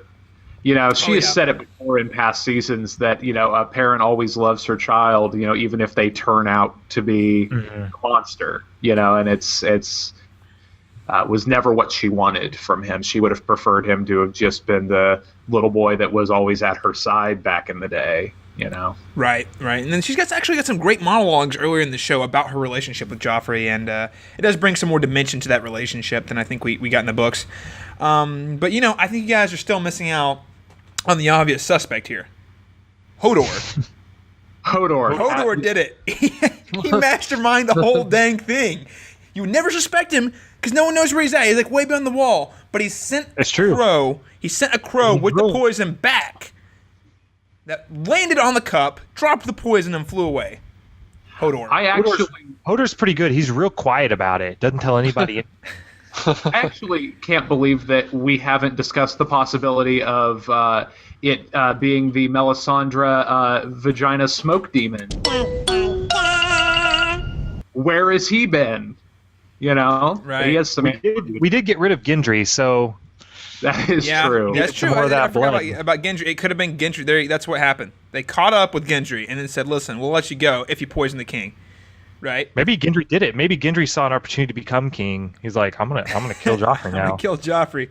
Joffrey killed the rest of my brothers. I'm gonna kill him, fool. As we bring up this Melisandre Stannis thing, it does beg the question about the leeches. You know, like 2 of the 3 names, it worked. Was it? Well, I mean, okay. I guess we don't know if it worked. Were these plans already in motion, or was the Lord of Light actually behind these things? Maybe the Lord of Light poisoned it. And you know what I mean? Like, I think it begs the question of how much involvement did the Lord of Light even have in this situation? When you get into the supernatural, the spiritual side of it, which is these 2 things were things that were probably going to happen beforehand. Like Rob's death specifically. That was just. It seems like it was something that was always going to happen, right?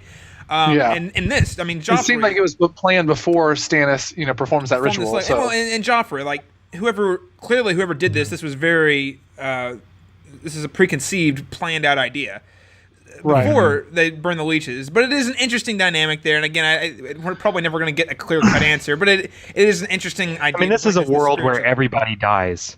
Right. Everybody dies in Westeros. So the question to ask yourself is do the spiritual rituals actually do anything, or is it just coincidence? Well, ladies and gentlemen, who done it? Send us questions. Send us Facebook feedback, Twitter feedback. Tell us who you think did it, because we will talk about it until the show finally gives us a clear-cut answer. And this episode sure as heck did not give us any clear-cut answers, although it might have added a few more pieces to the puzzle. The investigation continues. Who done it? You did it. They all did it. But if you want to know who killed Mr. Body, I did. In the hall. With the revolver. Let's go ahead and catch up with Arya and the Hound, our favorite duo, the Blues Brothers, if you will, or the 2 Musketeers. I don't know, whoever you want to call them. Obi-Wan and Qui-Gon, I don't know. You know, they're teaming up. They're storming the Riverlands. Let's catch up, and they're just riding along, and she's drinking some water, or they stop to get some water, and this dude, just this nice guy, comes up and says, "Who are you?" Yada yada. We know how it goes down. So let's just get into the analysis. I felt bad for this gentleman who brought them in. I felt so bad because, unlike most everybody we meet on this show, he was a nice guy. He was actually kind of legit. He's like, "I'll pay you to protect my stuff, and I'll give you the stuff that you get off the robber." Well, let's be frank here, okay? The Hound states basically they're going to be dead by winter. How do we know that? Well, we have the evidence of they allowed the Hound in their house. Yeah. How stupid is this person? He's not going to live long. No, the Hound is correct. And that was, I think, in a lot of ways, this scenario like kind of sets up what's kind of the thesis of the show. Right. Is like, here is a show where even the people that we love do terrible things. And we've got, another example now of a nice, good, decent man who's like, hey, I'll take you in. I will feed you rabbit stew, and I will pay you, a fair wage for fair work. He is a guy who doesn't seem to have been corrupted by the world, which means that when anyone who has been, when the rest of the world catches up to him, he's done. And he would not have survived the winter. And yeah, I felt terrible for him, but the Hound was right. I think he's right about that guy being dead. There's no way around that. But I mean, steal the guy's money. You already saw the mountain going around burning the country. And he steals the guy's silver because he's like, dead men don't need silver. I'm like, oh, come on, man. He might need that silver. I mean, yeah, I guess in theory, because you're going to be living longer, you can eat it. But I don't know, robbing a man of what little he does have before he goes out, I mean, I don't know, it just seemed cruel. I would like to say that wouldn't have been possible if it wasn't for Arya, though. Her sort of cunning presents that situation for the Hound, and so, which I really like that dynamic where the Hound sort of like this disgruntled man who I just do what I want, and Arya's like thinking ahead, like, no, this guy can give us food and shelter. Let me manipulate the situation to my advantage. And I thought that was really awesome, and just sort of how their philosophies on, and then at the end we do get to see their philosophies where the Hound is like, let me he's going to die, let me steal his money. And Arya's more like, no, this guy helped us, he gave us food, we need to respect that. And so while they both have this tendency to kill people, but I'm thinking Arya actually knows how to navigate the world a little better than the Hound. The Hound just goes in and kills people, and that's how he navigates it. He doesn't take questions, he just kills people. Exactly. And that's worked for him. So, and obviously he's a big, intimidating dude, so what works for him works. But Arya's saying, whoa. Let's step back and look at the situation. We could kill this guy and take his money. Or we could befriend him, he can give us food and shelter, and then we can be on our way. And maybe have some money on the side. And maybe have money on the side. And then, of course, that's where the ideologies clash. Right. So, but I honestly would argue that Arya is actually navigating the world a lot better than the Hound is, because she's being able to take advantage of the situation without people getting hurt. Again, that's kind of like Tyrion to some degree too. Tyrion was all about self-preservation and gaining the upper hand, but he also knew how to treat people in a way that was respectable. So, yeah, he's also they're both like, I think, inherently decent people, Arya and Tyrion, and I think you guys hit the nail on the head by saying that what makes this such a cool like duo, such an interesting pairing of dynamics is because Arya is like, she is smart enough to navigate around a cruel world while also not letting it touch her like central decency. Right. Whereas the Hound is, he is out for himself and he doesn't care who he steps over to get there. And watching these two clash, whether it be in a very serious way or in some of like the comedic like scenes that we get between the two of them, it's like such like a brilliant pairing. It's like the darkest like Bob Hope, Bing Crosby road movie like ever made. And yeah, dude, it's such a blast to watch. Because what was it, 2 weeks ago? He's like, a man's got to have a code. When she asked him about stealing from people, and there he is, just stealing away. He is he brings up like, I just understand how things are. How many Starks have to get beheaded before you figure it out? And on some level, Arya still has something to learn from the Hound. I think there's a level of ruthlessness. There's a level of ruthlessness that she could still learn from him as far as survival goes. Well, I think what you're saying is there's a little bit of naivety and like innocence. Even though she's killed people way deep down, she's still got that hint of innocence that the Hound is. She's still a Stark right now. The Hound and is robbing from her. Yeah, but she's still a Stark. She is. She was raised by her father still, and she's still got some of those tendencies, and that hasn't fared her family well so far. Well, the thing is, though, I think she can survive in her own way without the killing everybody thing, though. That's what I'm saying. Getting at. Well, Hound didn't kill anyone. Well, no, he didn't kill him. But he just punched him in the face and then took his money. they are going to learn from each other. Yes, yes, of course they are. Beautiful. Yeah, Definitely. The Hound is actually going to learn something, that's for sure. And obviously Arya is going down the ever dark path. Remember? Here is the path to the dark side. Fear leads to anger. Anger leads to hate. Hate leads to suffering. But no, I don't know if anybody else got the sense. I kind of mentioned it to Caleb, and he didn't really say much about it. But when he says the line, how many Stark's heads do they have to cut off for you to get the picture or whatever, I got the sense that she was ready to kill him, and we know that he's been on her list or whatever. Mm-hmm. But I felt in that moment she was ready to kill him, and I don't know. I just felt. I don't know if that's. I don't have no. This scene was not in the book, by the way. But I just thought that was very interesting, and I don't know. I got that feel. I don't know if maybe I'm trying to read too much into the. No, I totally saw that as well. But I think though that she also realizes he's the only reason she's still alive right now. She needs him. She needs him, right? Yeah, but you totally see it. You could see it in her eyes. She's like, "I want to stab you right through the throat. I have no problem killing fools."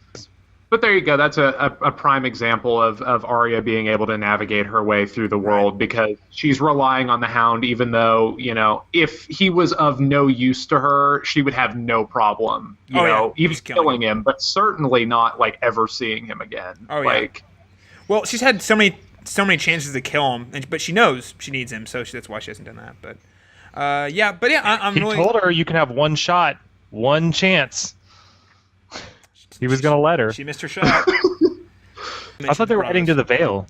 Oh, that's correct. I apologize. They are heading to the Vale. That's right. Yeah, to take her to her auntie.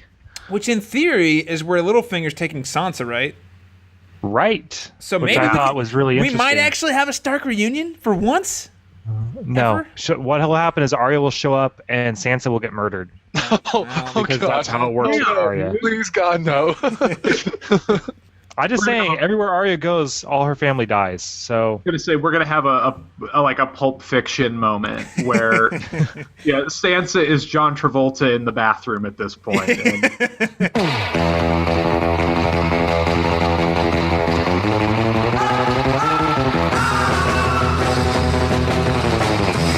To the north, up to the north. Got a couple storylines here. The first off, let's get this out of the way. Sam. Yeah, let's get it out of the way. Let's get Sam out of the way here.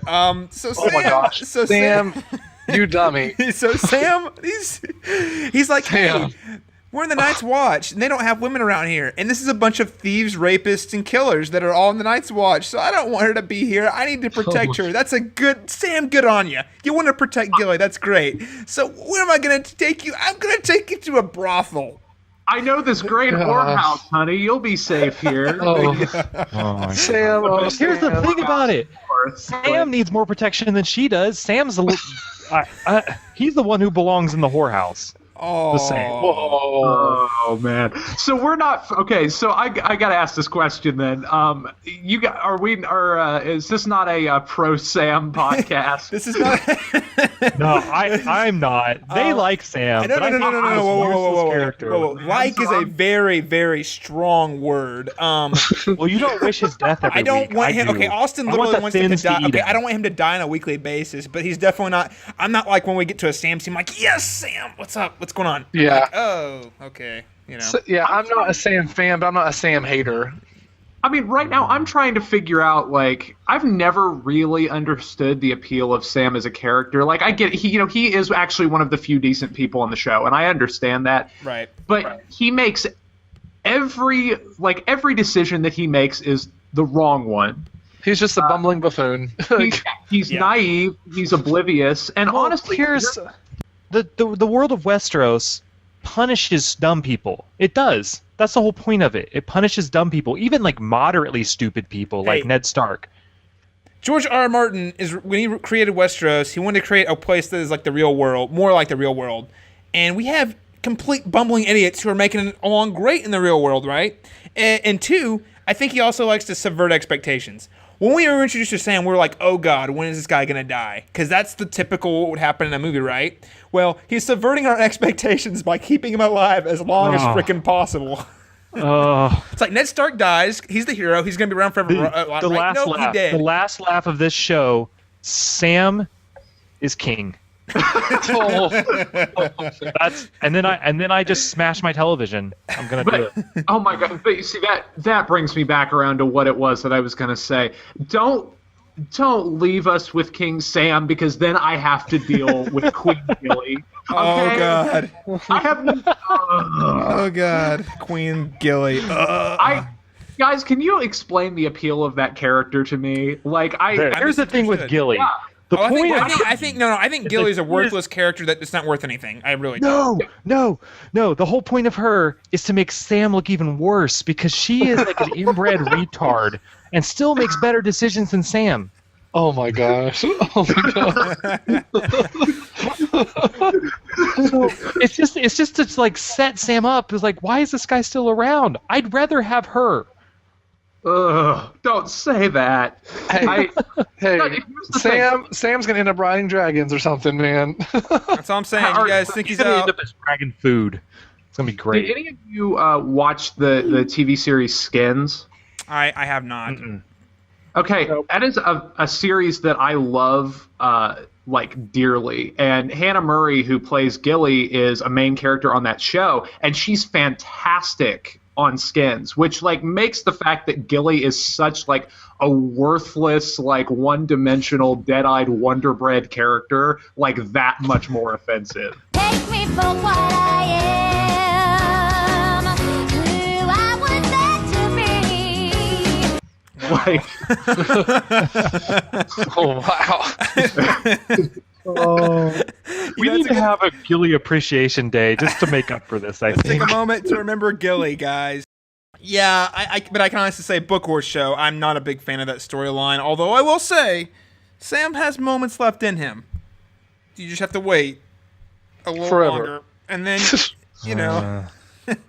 But no, I think George R. R. Martin wrote the character to say, F you guys, you thought that guy was going to die. I'll see how long I can reasonably keep him alive. Yeah. I want Ned back. This is an unjust world where Ned is dead and Sam is still alive. So the message here is the only decent person that gets to live is the one that you can't stand watching every week. Totally. Yeah, you either die a Ned or you live long enough to see yourself become a Sam. Become a Sam. Wow. There was a couple of really awesome scenes this week, and one of them was when the wildlings go in there, and little dad and son are having a great time talking about how his mom makes the best potato stew in the world, and then gets shot in the head with an arrow. Mother says it's time to eat. What's she got boiling? Wait, let me guess. Potatoes. Well, no one boils a potato better than your mum. She got... Oh, your mom headshot. Potatoes. Oh, I can't wait to boil some potatoes with your mom. And then he's dead, and you're like, holy crap. And then you see the wildlings just run in and rape everybody, and they're like literally butchering people in front of this kid. Oh my gosh. Thins are nasty. The Thins are nasty animals. Thins are dirty. I gotta say, guys, I really dig this scene because it was so effective and so shocking, even on a show like Game of Thrones. And I really finally, for the first time, felt like, holy crap. These are wildlings. When they say wildlings, this is what they mean. Like, I always, in season 3, you got to go visit them, but they still seem like pseudos, they still seem fairly civilized. But these tactics here, just run in, rape and butcher and eat people, yeah, it's pretty dang wild. So it's scary as hold on, dude. Yeah. Like, when he grabs that kid and goes, now here's the deal. Very calmly, he's like, I am going to eat your dead mother and father. I will repeat that. Your dead mama and your dead papa, I am going to eat them. Now run and tell that. It's terrifying, man. Like, and not too much on this show do I find creepy, but that dude is creepy. Oh, yeah. And I think what is important here is what Caleb said, we kind of got a humanized version of the wildlings, but these are the wildlings that they've been talking about. Like, why... they're threatening and all this stuff. Barbaric and evil. These are the wildlings on the north. These are what live on the north, and this is why people are terrified of them, because they are terrifying. Yeah, when they talk about the wildlings at Castle Black, like when they, are talking about how savage and evil, and when they're mocking Jon Snow for daring to speak a kind word about them, Right. like these are the people they're thinking of. Right. And so it definitely brings a lot more reason to why they would think of them that way. Those your parents? Open your eyes. I'm going to eat them. Do you hear me? I'm going to eat your dead mama, and I'm going to eat your dead papa. Go tell the crows at Castle Black. They realize the wall that they're going to get attacked from both sides as soon as Mance lights that fire. And then they realize that they're horribly undermanned, and Jon told Mance they had 1,000 men on the wall, which is totally not even close to how many guys they have. And then you have those two dudes who come back from Craster's Keep who are like, oh, we got away, but all those dang cannibal Night's Watch guys are still back there. They're dead regardless. Like, look, you leave the castle and try to go kill those guys, you're putting yourself at huge risk. You're reducing numbers at the castle. If you stay there, you're dead anyway because Mance is coming. So they're in bad shape. I say abandon ship. Just abandon the wall completely. It's a That's very right. Just get the hell out of there because it's a lost cause. Yeah, go run to Bolton because he's the only one left in the north.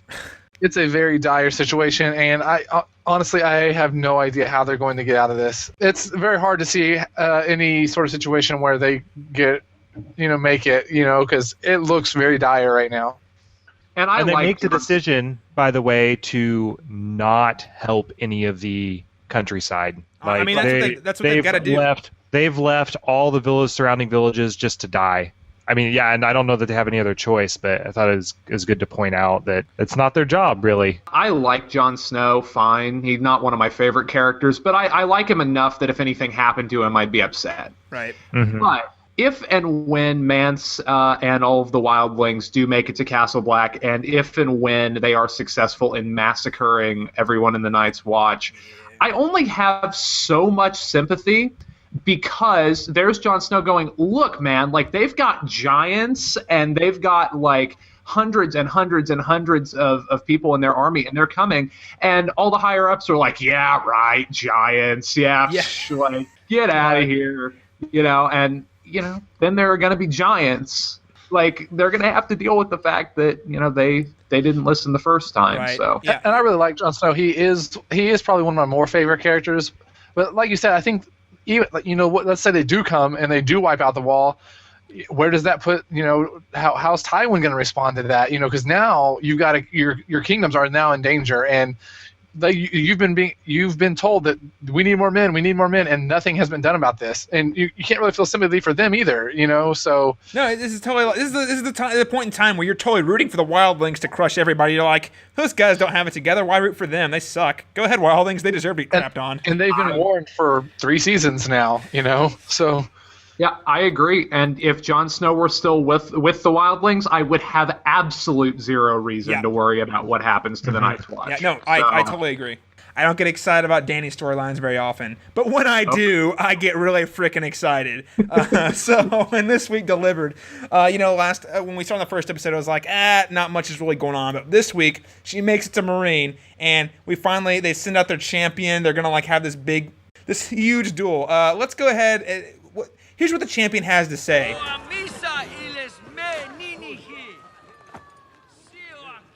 What is he doing? I believe he means to...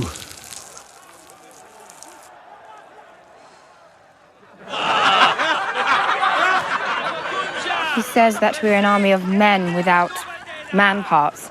He claims you are no woman at all, but a man who hides his cock in his own asshole. Ignore him, Your Grace. These are meaningless words. Not meaningless if half the city you intend to take is listening to them. I found this scene to be quite funny, actually. It was hilarious. Yeah. I love how cocky they are. It's just so funny how cocky they are, and it just within 3 seconds it's over. What's funny is you would think. I mean, even each one of these cities has been incredibly arrogant. None of them have taken Daenerys seriously. Right. You know, so you would think by the third city they'd be like, crap, we should probably give this some weight. And then she actually has a really dang big army, like parked right outside their fortress. So you would really think they'd start to take And it a siege little weapons. seriously. Yeah, that this whole scene beautifully just like blends this mix of like humor and like very serious, like weighty stuff that this show is really good at juggling sometimes. And you know, you have this scene with this champion and Dario, and it reminded me of the scene in Raiders of the Lost Ark, you know, where the guy comes out Yep. spinning and then you know, and so that's great. You know, one of the funniest like scenes in film history, and it's a beautiful kind of play on that dynamic, and obviously much more vulgar. But then, like, you know, Daenerys has a fantastic speech. Oh yeah. I have to give it to Emilia Clarke. She not only delivers an epic speech, she does it in a foreign language. That is real dang. That's fine acting right there. It's in a language none of us know, but like she delivers it with such confidence and grandiose. You're just like, holy crap! I mean, she means business. And it's a brilliant idea, you know. And I'm like you, I'm not Dany's biggest fan, but I really enjoyed this scene. And I thought it was fantastic, and it was a brilliant idea to shoot the unbroken chains over the wall and speak. She wasn't even speaking to the people of Marine. She was speaking to the slaves. Yeah. Basically, already turning them against their own masters. Like, how that's a brilliant, you know. Mm-hmm. Give an epic speech, and I love the closing shot of the episode. Even was brilliant, just because you see the slave look. He's like, I mean, it sort of seems like it clicks with him. He's like, these things come off. Yeah, exactly. It sort of seems like he's like, oh my, these come off, and like they have this click of like, this is possible. Like, this is not how I have to live. And yeah, it was just incredibly And the master behind him. intelligent. The master behind him, kind of looking over his shoulders, like, Hold on. He's like, yeah. Yeah, I mean, they probably have never even, like, this is just the way they've lived. They probably have no idea that, you know, that's even possible, you know? Austin, what are your overall thoughts on Daenerys? Because I'm sitting here brokenhearted hearing that these two are not. No, I love her. I do. I don't. I love her. I think in a show where bad things always happen to good people, that's like the one like bright spot where good seems to be winning out, and it won't happen forever. You know, things are going to turn bad for her at some point because that's how things go. But I really like her. She's one of the few people really fighting for good and winning. Yeah, I love her. I actually think last time I was on, we may have talked about just like who we wanted to kind of be like our end game, like Iron Throne, like person on the Iron Throne. But Daenerys is like my number one choice. Yeah, and I think she's young and definitely naive, but she's hopeful and has like a good heart and good intentions and stuff, and that's fun. Yeah, my problem with her, and you know, and here's the thing: I don't hate Daenerys. I really don't. I only come across a little down on her because she's so popular. So I feel like there's got to be a little bit of something that counterbalances it. I don't hate her. Mm-hmm. I just definitely do not like her as much as a lot of the fan populace does. I think she's a very, we talked about it earlier, I think she's a very empowering, incredible, three-dimensional female character that I can get behind in that sense. And there's a lot of times I am rooting for her. But it's the moments of where her naivety shows, but she's not admitting that she has the naivety to begin with. That's really what bugs me. And there's a sense of entitlement that she carries around that bothers me. Do I think her heart's in the right place? Absolutely. She's freeing slaves. That's like real leadership right there. That's all these people are squabbling over a throne, and she's actually doing something meaningful, freeing slaves. She's fighting a war that's got something behind it. That's great. But she's the type of leader that people fight for. Like, whereas you have Stannis, who is the complete opposite. No one wants to fight for him because he's an asshole. Yeah. Right. That idealism is what is really driving people. It's her biggest weakness and also her greatest strength. Yeah, it is. There's a certain idealism about her that you kind of know is going to keep her from ever, taking anybody on hand to hand. I don't expect, to see a lot of scenes of Daenerys straight up killing people herself. No. But she's really good at commanding people to do killing on her. Oh, yeah. And I don't think she has a problem doing that. I think she realizes that's the way that business is done. Well, she's a very inspiring figure. She inspires people to fight. You know what I mean? Inspires people to see what they can do. And I think that's all great. There are a lot of strengths to her character. Like I just get frustrated with her naivety and a lot of decisions that she makes. And And I mean, I'm team Jorah Mormont, and she's like all friend zoning that guy, and I don't like that. So you know, Okay, but He's a dirty old man. I will say that after season 1, she definitely was my favorite character. I think her character arc in story 1 is just outstanding, and she was definitely one of my favorite characters at the end. And I do hear where Caleb's coming from, though. I do like Dany. In the end, I do like Dany, and I am pulling for her. But I think that there's some times where she's very, entitled and prideful, and she refuses to admit it, and like Caleb said, Jorah Mormont has been giving her all, like, since they've been, since the dragons, he's been saying these are dragons, and then in episode 1 we see him snap, and she's sort of surprised, and Jorah's kind of like, I've been telling you they're dragons, and he gives her the advice that sometimes it's good, she ignores it, and a couple of times it's worked out for her, but a lot of times, sometimes it hasn't, and there are also times where he's given advice where she probably should have listened, and I am, I really like Jorah Mormont too, so I don't know. I do like her, and I am pulling for her. I just think that she still has some growing up to do, and some of her flaws are frustrating to me. I mean, I guess it's the point where for me, it's like I'm pulling for her, but when eventually she does make a mistake, I'm not going to feel any sympathy for her whatsoever. Well, to be fair, I definitely feel sympathy because she still tries to do really good things, but I will understand why it occurs. Well, and to be fair, I have a soft spot for Jorah too, but maybe her biggest mistake, it's not so much was her biggest mistake from the get-go was trusting him back when he was going to kill her. I mean, we have to remember that. Yes. And I think that's important, but ultimately her faith was not misplaced, though. No, not at all, but I think you have a point in that she may yet have a run-in with someone who is like Jorah, who had the same mission as him, but won't, end up using the same kid gloves. You know what I mean? Like, they will end up actually betraying her, and she might not see it coming, and that is a very real possibility. Right. I have always been extremely suspicious since he's shown up on the scene as Dario, and I have no idea if I legitimately have no idea where he's going, even from the books, because I haven't read that far ahead. But Dario, to me, he's against her. The people that he's with say, "Yeah, let's kill her." So he's like, "Nah, she's beautiful. Cut your heads off. I'm on your team now." Just who's to say he won't do that sort of thing to her when another beautiful woman comes along? Man's got to have a code. Like, what if the next girl shows up and he thinks is more beautiful? Is he going to cut Daenerys' hide and go join the other army? I just think he's very suspicious, and we don't know anything about him. And I don't know. Obviously obviously the quote about "I thought you were beautiful" was totally to reel her in. I mean, that's totally. Oh yeah. And she went hog wild for that. She ate it all up. Yeah. So I mean. Yeah, I don't trust Dario either. I don't. And ultimately the guy's a sellsword, so there's that too. What if someone decides to pay him a bunch of money? But yeah, we'll see what happens with Dany. Again, like I said, I don't hate her, and I there are these moments, and like the moment in season 3 in Astapor where she rallies the Unsullied, where you're like, yeah.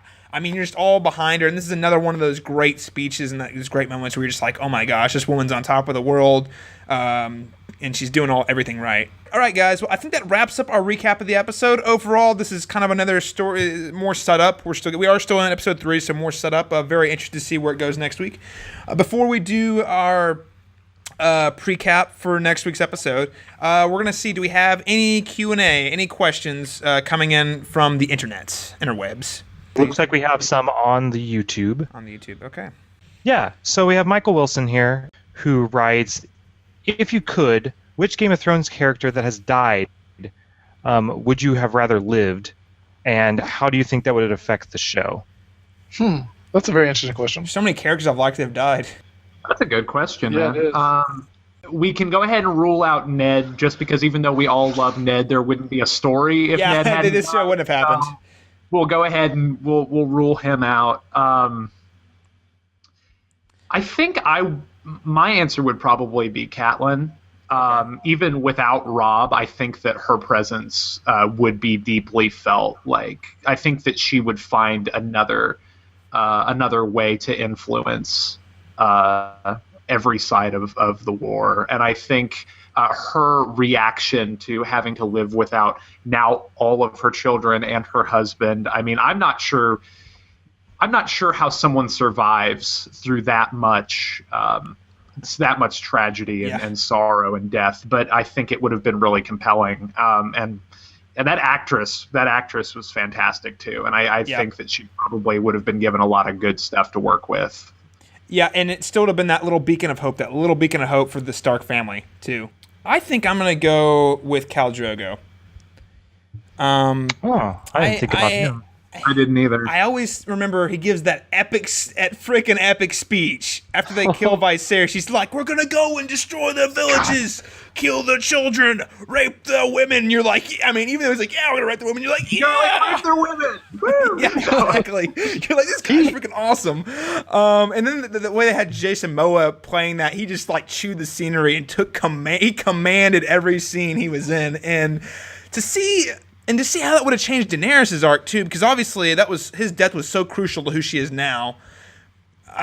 It would have totally changed her storyline. But I just seeing that the guy who commanded the Dothraki and being able to actually maybe make it all the way over. I'm gonna go with Renly, actually. Okay, good. I'm glad you went that. That was my second choice. You took mine. Haha! Just jump right in there, sneaking before you say anything. There's only so many choices, right? And him being one of the 5 kings, it could have really, if he had lived longer and really was not in it for very long, you could have really like played up the war a little bit more. You'd have a whole nother kind of king in the fight, because really what it came down to in the War of the 5 Kings was really just the Starks versus the Lannisters. Stannis gets wiped out really early, maybe not early as much as quickly, and Renly never really gets a chance to fight, and the Greyjoys are seemingly doing nothing. So to have Renly in the fight with as big of an army, as much support as he had, I think would have been really interesting. And the character I'm going to pick is not because for the character's sake, but because of what this death causes for everybody else. And I'm actually going with the Karstark. What would have happened had Robb not cut off his head and decided to let him be part of it? They wouldn't have had to go to the Freys. They wouldn't have had to do that whole ordeal, and maybe he would have had more of a legitimate chance. And so I'm not picking Karstark because I want him to come back, per se, but just his death influences the rest of Robb's story so much. What if he hadn't died? And what if Robb decided not to kill him? Where would Robb's story have gone? That's a really good one. I like that. It's a pretty minor character that had huge implications. I like right. it. Robb and Catelyn would still be alive. Karstark, why did you have to go for that revenge, man? You just let it go. Let it go. Let it go, let it go. Can't hold it back anymore. Let it go, let it go. Turn away and slam the door. Yeah, that was a great question. Austin, are there any other spoiler-free questions on that? How much of a role do you think Peter Littlefinger plays, and can we trust him? Well, can we trust Littlefinger? Have you been watching the same show I have, guys? No. By his own why words, can't? No, we can't trust Littlefinger. He specifically told us, and by us I mean Ned Stark, but that kind of us too. Don't freaking trust me. He tells you that, and so no, you can't trust Littlefinger. You can't. Ben Hart, Peter Baelish. That's the thing, though. You can't trust him, but you so want to. Like, you just want to believe in him, man. I love Littlefinger because he's so dang smart, and he's like the guy I want to get behind, even though he's probably a terrible person. But you're just playing this game so dang well. I'm behind you, man. I'm behind you, whatever you're doing. Because I'm with you, Ben. Like, I love Littlefinger. Do I think Littlefinger is a big player? Well, heck yeah, he's a huge player. Huge player. He's playing it quietly. He downplays his role, but that's specifically in the death of Joffrey. Oh, in the death of Joffrey. Yeah. I don't know. What do you guys think? We already talked about this a little bit in the episode, but if you guys want to re-elaborate a little bit. Man, we didn't really come to a conclusion on that. I think I'm going to say no, and I think he's an opportunist. I don't know if that part's even arguable. Like I think he wasn't involved, though I can see why people would think he is. And I think he saw, all right, well, I can snag Sansa now, which fulfills some personal desires of his. Also, she's a pawn, right? And right. Very, very important to both his wife, essentially. I don't know if they're actually married yet, but she's the key to the North. So if he can hide her from from the Lannisters. I'm sure they'll find out eventually. It's going to be a really good thing for him. Can I not just believe that Littlefinger just rescued Sansa because he loved Catelyn and he's just a good guy? It's about the climb. It's the climb. It's about the climb of love. Okay, like here's the thing, but here, maybe this is one of those circumstances where his personal goals happen to align with the right thing, quote unquote. That's probably true. And that's what I'm saying. Again, I always say about Littlefinger, he always puts himself in those positions too. You know what I mean? Well, he's always on the right side of whatever it is. And I think in this case, he's been wanting to get Sansa out of there for a while. Maybe for for whatever reason. I do think while Littlefinger does a whole lot of evil, he also does the right thing when it benefits him. Well, yeah, and he also gets to pretend that he is not making decisions emotionally when he can find practical excuses for them as well. You know what I mean? Absolutely. Yeah. So, that's probably true. It's a brilliant strategy right there, Littlefinger. We also did have a tweet from one of our listeners, Dalton, this week. That we kind of covered, but I do want to give a shout out to Dalton at the Good Trash Genre Cast for tweeting in. He just wanted us to make sure we talked about the Cersei Jaime thing. It was really bothersome to him. Okay, well, thank you so much. I'll go ahead and remind everyone that you can follow us on Facebook at facebook.com/castbeyondthewall. You can follow us on Twitter at cast_beyond_GOT. And then you can subscribe to us on YouTube. Those of you who are watching on YouTube, feel free to subscribe. You'll get updates about whenever we post these live videos every Tuesday night, or when I post the full episode, usually Wednesday night or Thursday morning. And I just want to remind everybody that you can also find all our stuff at We Got This Covered, because guess what? They got everything covered. Games, TVs, Game of Thrones, it's all covered. Let's go ahead and prehash the episode, this next week's episode, Oathkeeper. If I told you to leave the capital right now and find Sansa and bring me her head, would you do it? He wasn't involved in Joffrey's death, but you were. It wouldn't matter to Cersei. She won't rest until my head's on a spike. You gonna fight for him now? You're a steward, you traitor's bastard. Give me an excuse. I will answer injustice with justice. Dany balances justice and mercy. Jaime tasks Brienne with his honor. Jon secures volunteers while Bran, Jojen, Mira, and Hodor stumble on a shelter.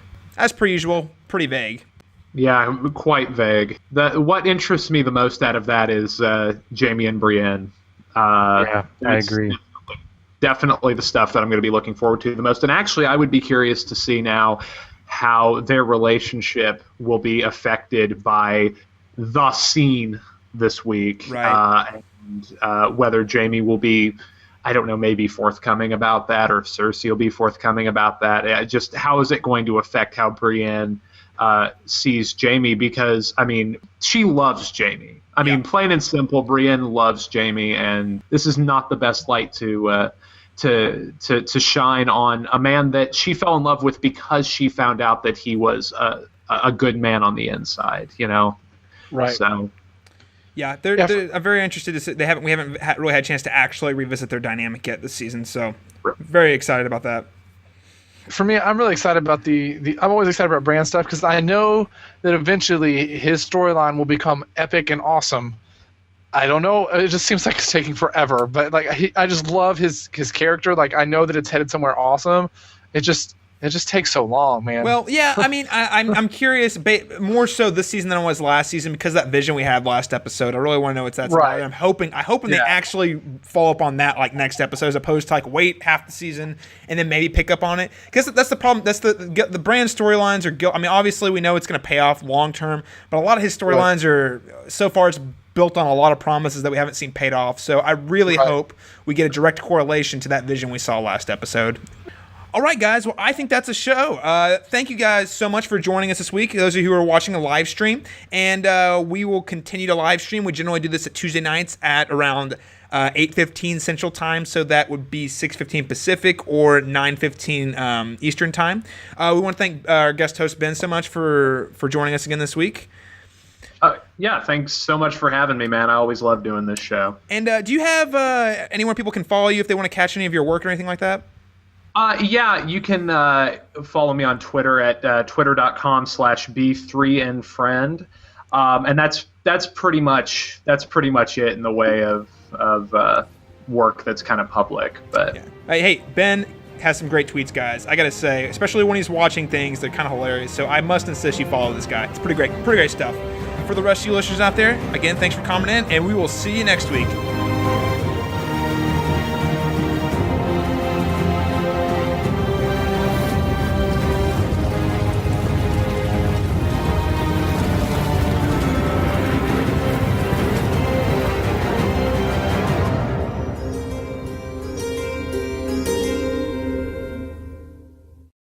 What are they going to do when they run into the Trade Federation's destroyer droids, man? Like, they're done. They're done. I mean, the house is just going to be like, fuck the king, fuck the king's god, fuck the droids. I'm out of here.